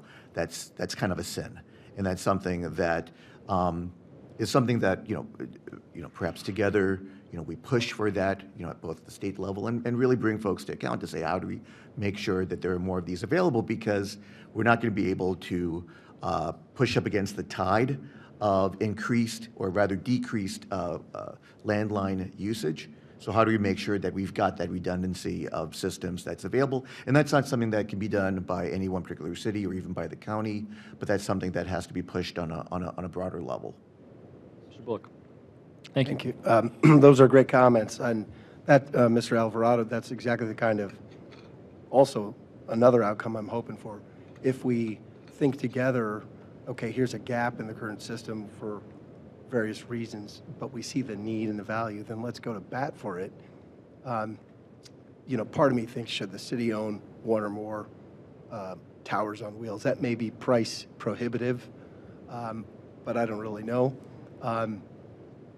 But if not, then how do you attack that problem? And it might be best that it remains a partnership with the utilities. But that that's a key point. Councilman Baker in the dialogue here has spotlighted that the what I presume are smaller towers on rooftops on high rises don't have the backup. Is that an opportunity to be addressed? Now again, who should pay? That probably is the owner of the equipment and the owner of the business. But that's another example of when resiliency is stressed. It's like we got burst at the seams because everything, I mean, the fire chief just explained how all of these multiple compounding electricity outages kind of stacked up, and so did you at the county. You experienced the same thing. We haven't typically had that, but it could happen again. You could easily see it. So, I mean, this is a classic resiliency stressor, and I think if we could say, we learn A and B and C from this experience, let's go to our partners. Maybe it's a state, maybe it's in the private sector or some combination. I love the recommendation of giving high-rises the capability to have a lift, an elevator powered by backup power. I don't know if a building code's going to retroactively get at all of the existing buildings that lack that, but that's a good identifiable point that we can work on. There's probably one other thing I forgot, but enough for now. I think Member Straybig and then Mr. Baker. Mr. Baker? Yeah, folks from the county brought up a good point. I think it's something we can maybe look into is, so usually folks in the high rises, right, whether it's a condo or a big building, they're deriving a significant amount of lease revenue from those cell providers to have their equipment on their building. So one way the city could potentially attack it is through the building code or the fire code and basically require that your electrical input has to be able to accept a generator, right? Because like if you think about it, that equipment on top of those buildings, it's communications infrastructure that not only citizens use, but our public safety forces use it as well to communicate amongst one another. And I'm wondering, as you're thinking about resiliency planning, like that's something, right? In the kind of greenfield view of cell tower development, it's like, oh, I'm going to put a tower on a farmland, and then that will provide cell tower coverage for everywhere. What they do in built environments is they go to the tallest building, and they try to put a transponder on it because the tower's already built. It's the building, and then you just put the transponder on top. I don't know how the interplay between federal regulations and state law and our ability to kind of piggyback onto those things, But make no mistake, the owners of those buildings are deriving significant lease revenue from having those facilities on those buildings. So if we are able to, as a city, to require, as a local standpoint, that you can at least accept generator power, so that if there is an issue, because it's not only life safety, which I think our code requires, but it's elevators, and then if there's a cell tower transponder on that building, we should also try to power that as well, because that has a larger public safety aspect to it. Just, have any other communities done something like that in your experience? So not prior to the storm, but a number of them are considering it after the storm. Significant revenue that these building owners derive from having that equipment on there. Just Would love to also, I'm sure the mayor's already engaged in this administration, but any and all of these learnings that you're getting from other places, I'm sure would only benefit us. And Yes, so post-disaster, one of the things we do is actually get feedback from all of the partners that we worked with and that were involved in the response and the recovery, and then we actually draft an after-action report of lessons learned and items for improvement. And then we track those items for improvement over time and whether or not they've been resolved and how they were resolved. Member Streebig, then Keppel. Thank you. Mayor George, I just wanted to follow up with one more question on the generator. After, if there was a generator at Cove, as opposed to having 50,000 people come to Cove, are there any plans to maybe work with a robust block captain system where, you know, maybe 1,000 people are coming down to Cove to get information to take back to their neighborhoods? I know when 2013 came and the notes came around our neighborhood, that was the reason I signed up. They said, will you share emails with your neighbors? And I said, yes, I will. So here, go door to door and get everybody's email, and anytime there was a communication from the city that needed to go out to everybody, I could do that. Is there any plans for anything like that? Yeah, I think now, you know, getting a generator at Cove is obviously the first priority, so we actually have that site to begin communicating to the community that this is a permanent warming or cooling center or emergency center. And I think from there, I think all of us in this room during an emergency can communicate to whomever that we can access. So, you know, council members, if you have relationships with block club captains, by all means, you know, spread the word. Everyone needs to work together to communicate to all the residents in our community about what sort of options are available to them. Member Baker. Oh, excuse me, Keppel. My apologies. Thank you. I had a quick question regarding the internet service providers being down even with the landline connection. How long, you said a lot of them got generators pretty quickly, but I just wondered, what was their response to that in terms of how long were they unable to provide that landline connection, and do we know of what steps, if any, they're taking, you know, prepared in the future? Yes, so most of actually all of their main hubs are covered by backup generators. It's really that last half mile to end users that may or may not have had a backup generator. Much like in your home, if you have voice over IP and internet, you have a backup battery on your modem, in most newer modems at least.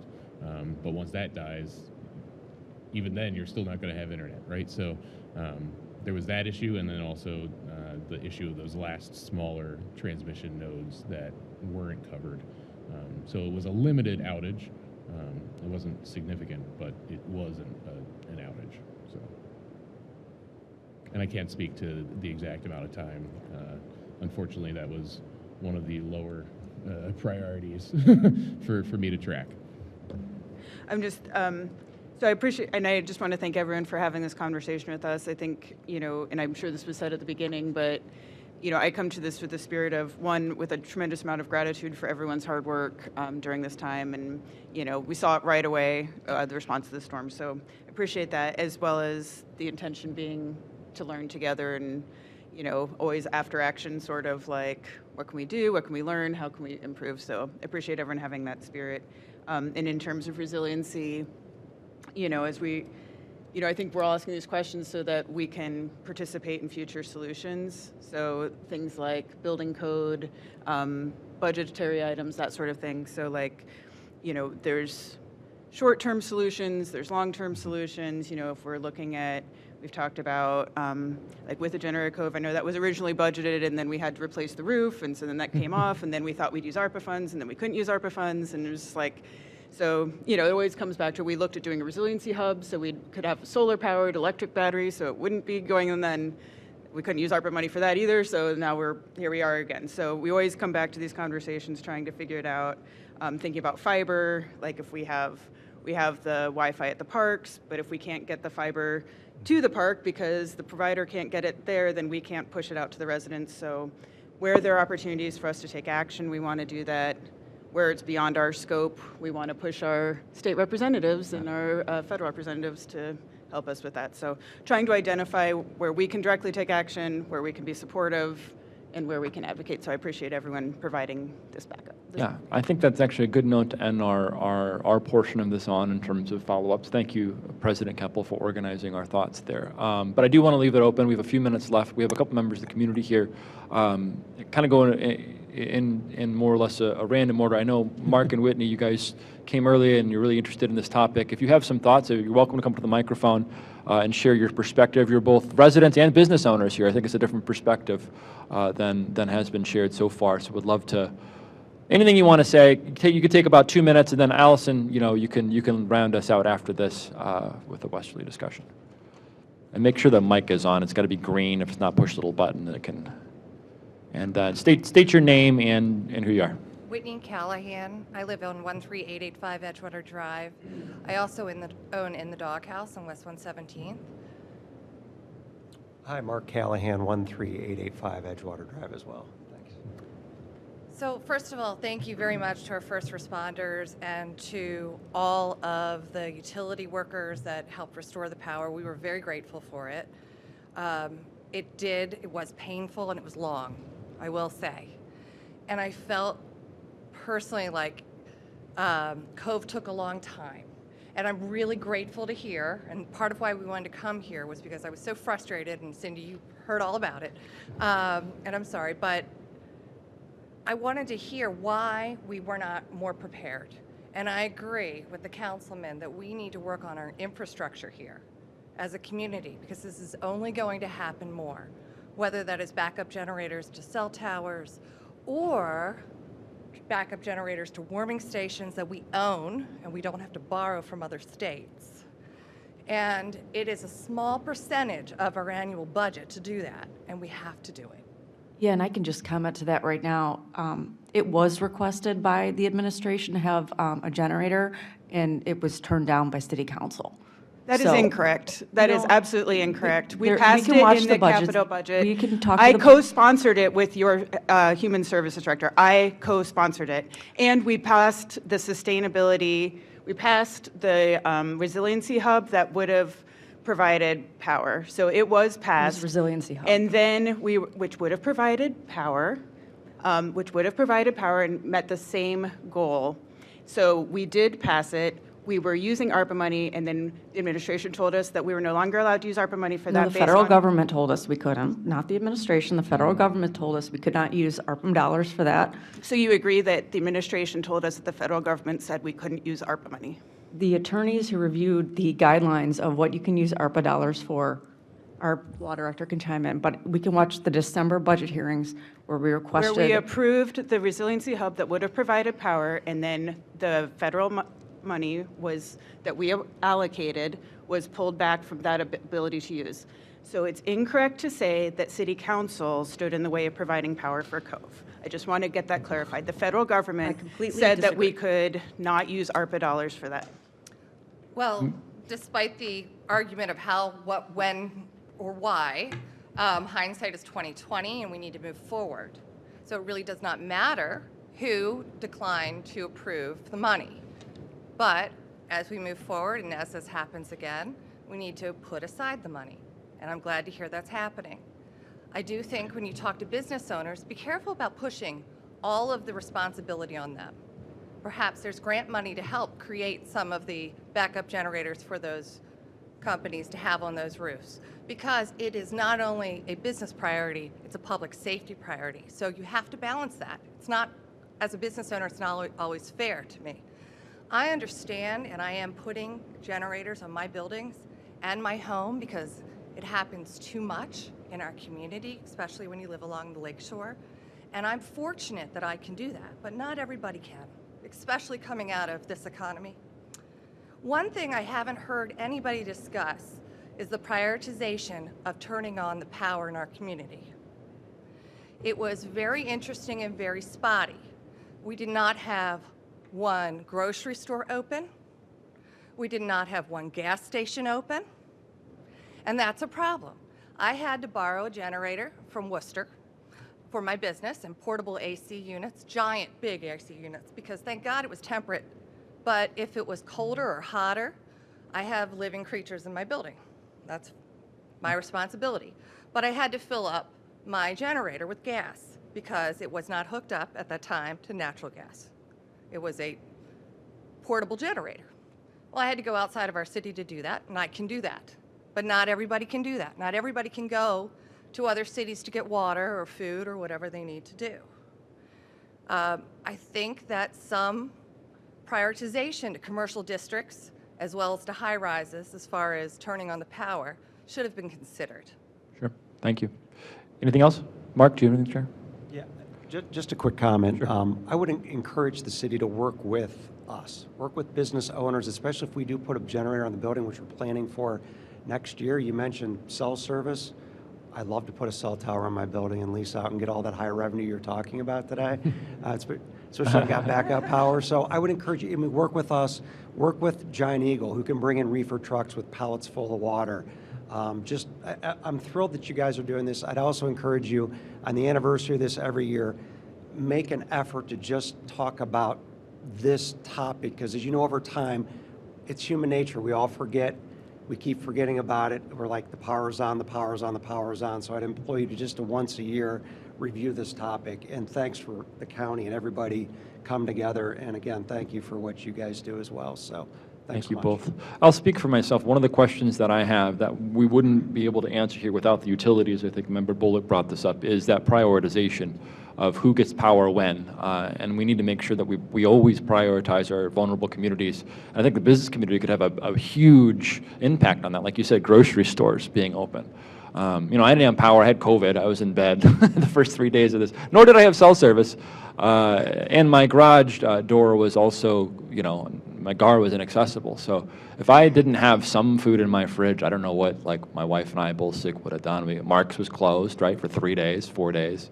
So I think there is a lot of questions left to be answered there, and I think the utilities have a lot to answer for still, and I think those are questions that we're going to have to continue to ask, and I think you're right. We're going to continue. I know we're over time, but I hope that it's okay that we have Allison Urbanik and the Westerly. It's just an incredible feat that they were able to keep things running there, but I know that they have some really important perspective here, and I really wanted to invite you to come and say a few words if you have some time. Thank you so much. My name is Allison Urbanik. I'm here representing the Westerly Apartments, 14300 Detroit Avenue, as well as myself as a resident, 1506 St. Charles Avenue. Thank you for this conversation. It's very important. The Westerly Apartments have 454 older adults, 62 and older, who are 60% or less of area median income to live there. So we have a very vulnerable population. The power was turned on Sunday at approximately 3 p.m. So one of the last parts of Lakewood to have power restored. We also managed the Fedor Apartments, which is on Madison Avenue. Luckily, they had power, and what a difference a mile can make. I think we can all agree to that.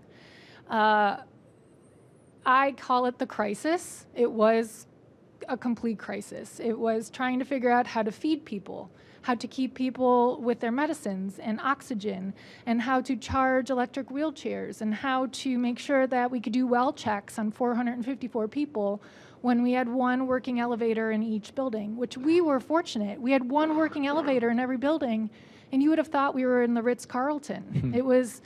We were very fortunate to have the power that we did. We served 1,400 meals. We don't serve meals. So we had to go to GFS and Discount Drug Mart to find resources to feed our residents who could not find resources to feed themselves because they have mobility challenges, they have dollar challenges, they have many challenges behind them. 1,400 meals were served by our staff, who also, majority of them did not have power, but came to work every single day to ensure that our residents had a good quality of life and could make the most that they could. I am thankful for the participation and the support of the administration as well as Human Services. Chad and I spoke multiple times a day. Healthy Lakewood Foundation, Kate Ingersoll was in constant communication. I am thankful for those outreaches. We were there every single day, 8 to 10 hours every day, ensuring that our residents were safe and fed as much as we could. So I am here to echo why we were not prioritizing vulnerable populations. Even if we set aside the fact that our senior citizens, they were housed, they were fine, but we have a lot of residents who cannot afford to go and fill the refrigerator up. They were without power, they couldn't get to work, so many different things. So really working with our energy companies to ensure that we are prioritizing is essential, and to get answers as to why Lakewood, 52,000 people within 5.5 square miles, was not prioritized. 12,600 one and two family homes within this 5.5 square mile population. Cell phone service, so many things that we could say. The densest population between New York and Chicago, and why we were not prioritized. I'm not saying that to anyone in this room other than we need to, as a community, raise conversations as to why this was the story that happened. So I just want to say thank you, but I hope we can continue to work to have these conversations. The Westerly and Fedor Apartments will be meeting with the county. We're doing a ReadyX preparedness conversation, a roundtable conversation to create emergency planning. We manage 5 other properties. The Knickerbocker in Bay Village was hit very hard. They were also without power the same amount of time that we are. Again, these are older adults who are all on fixed incomes.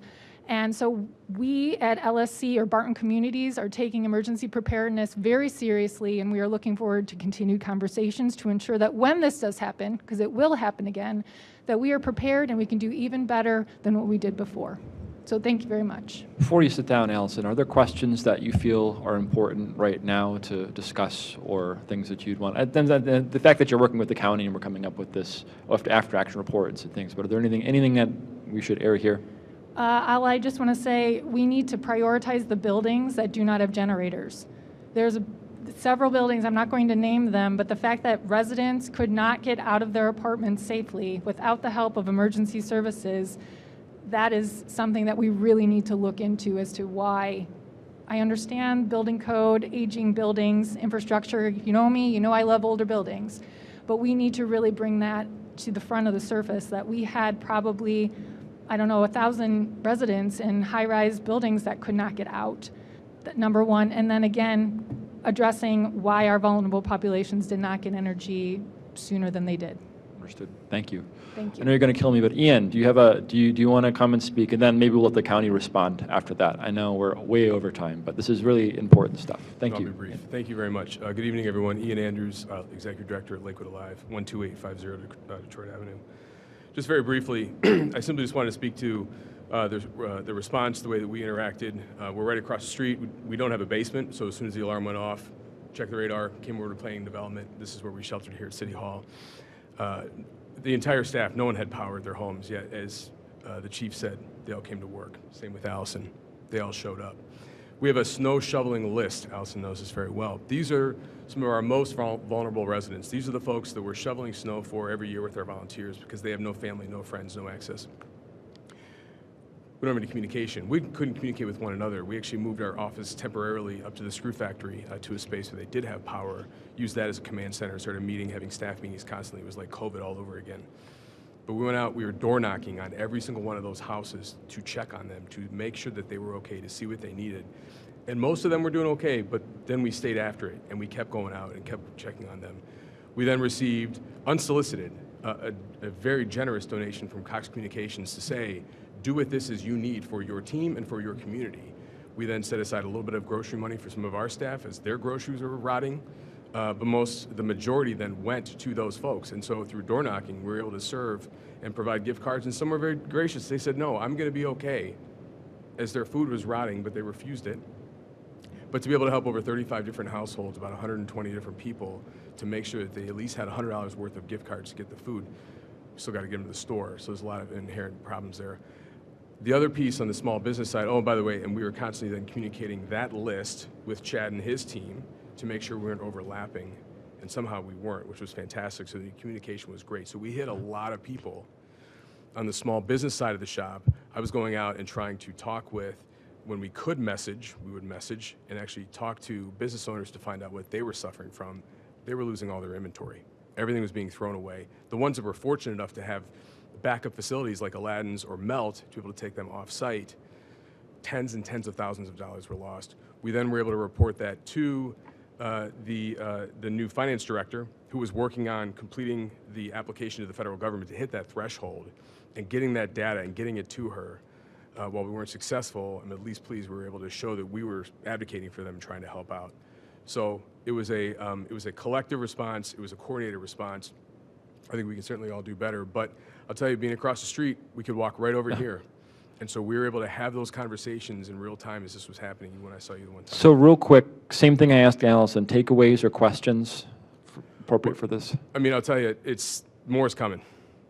When I sit down with Lieutenant Duiker and we're planning for these big special events, my newest thing that we started talking about back in April, tornadoes, weather. That we have more tornadoes in Ohio than ever before. Tornado Alley is moving further east, and so I think we just have to look at how we're going to be more prepared. Yeah. And let the county have a final word here, and we'll wrap it up. So I wanted to provide, working with First Energy and Cleveland Public Power on a regular basis, their prioritization really goes main transmission lines, getting those restored because that'll restore the most people the fastest.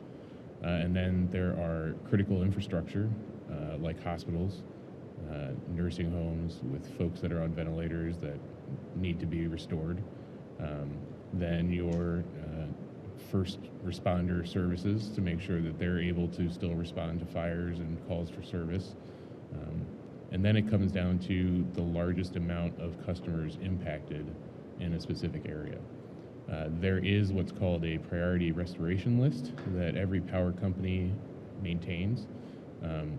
But if they can't get the main transmission lines fixed, and there were a lot of lines down, over 300 telephone poles had to be replaced. I was surprised they got it done as fast as they did, to be honest. They had over 6,000 personnel in the region working 16-hour days. But that's kind of the hierarchy of restoration. And then to the small business needs, there is one program that we're still working through trying to identify enough businesses that want to make use of it. It's the Economic Injury Disaster Loan. It's not a grant, it is a loan, but it's low interest and long-term repayment plan that is available for things like lost inventory and other losses that may have been sustained. So I will share that again with the mayor to share out to the community. For that program, I believe the threshold, it's one of the lowest thresholds out of all the programs that we deal with. We have to get at least 5 eligible applicants to submit before we can request from the Small Business Administration a declaration in that program. Thank you. Ian, did you just want to say something real quick? And then we've got to call it quits. I apologize. I'm in trouble. There was one really important thing that we were able to do in collaboration with the administration. We're talking about the high rises and what we're impacting, particularly on the Gold Coast. There are significant senior populations, as Allison very well knows and spoke to, all throughout the community in high rises. What we were finding is that the water pumps couldn't get the water up to the upper floors. So to go out, but we, Royal We, didn't have the inventory of what's happening. We anecdotally know that this particular apartment building has a lot of seniors and they're low income, but we don't necessarily know that. We went out and our staff actually then knocked on the doors of the buildings and talked to the property managers, then reported back, and then the administration and the fire department and the safety services were able to deliver water. But the fact that we were at a point where no electricity is one thing, but no water, that's a whole nother thing. So that was pretty serious. And then heaven forbid this would have happened in the winter months would be even worse. Right. So that's all. Thank you. All right. Well, I want to thank everyone for their time. I think we have a lot of follow-ups, probably on individual issues, and I think Council President Keppel laid out a pretty good idea and plans about some of these points, particularly when it comes to, I think, Councilmember Baker also had some great points, and Bullock about different pieces of legislation, things we could probably work with administration on to see if we can't find some ways to close some gaps. But I also have a summary of this meeting people can look up later on. So again, thank you, everybody. Thank you to the administration, fire department, health and human services, mayor, city council members, and with that, our meeting is now officially adjourned. Go Guards.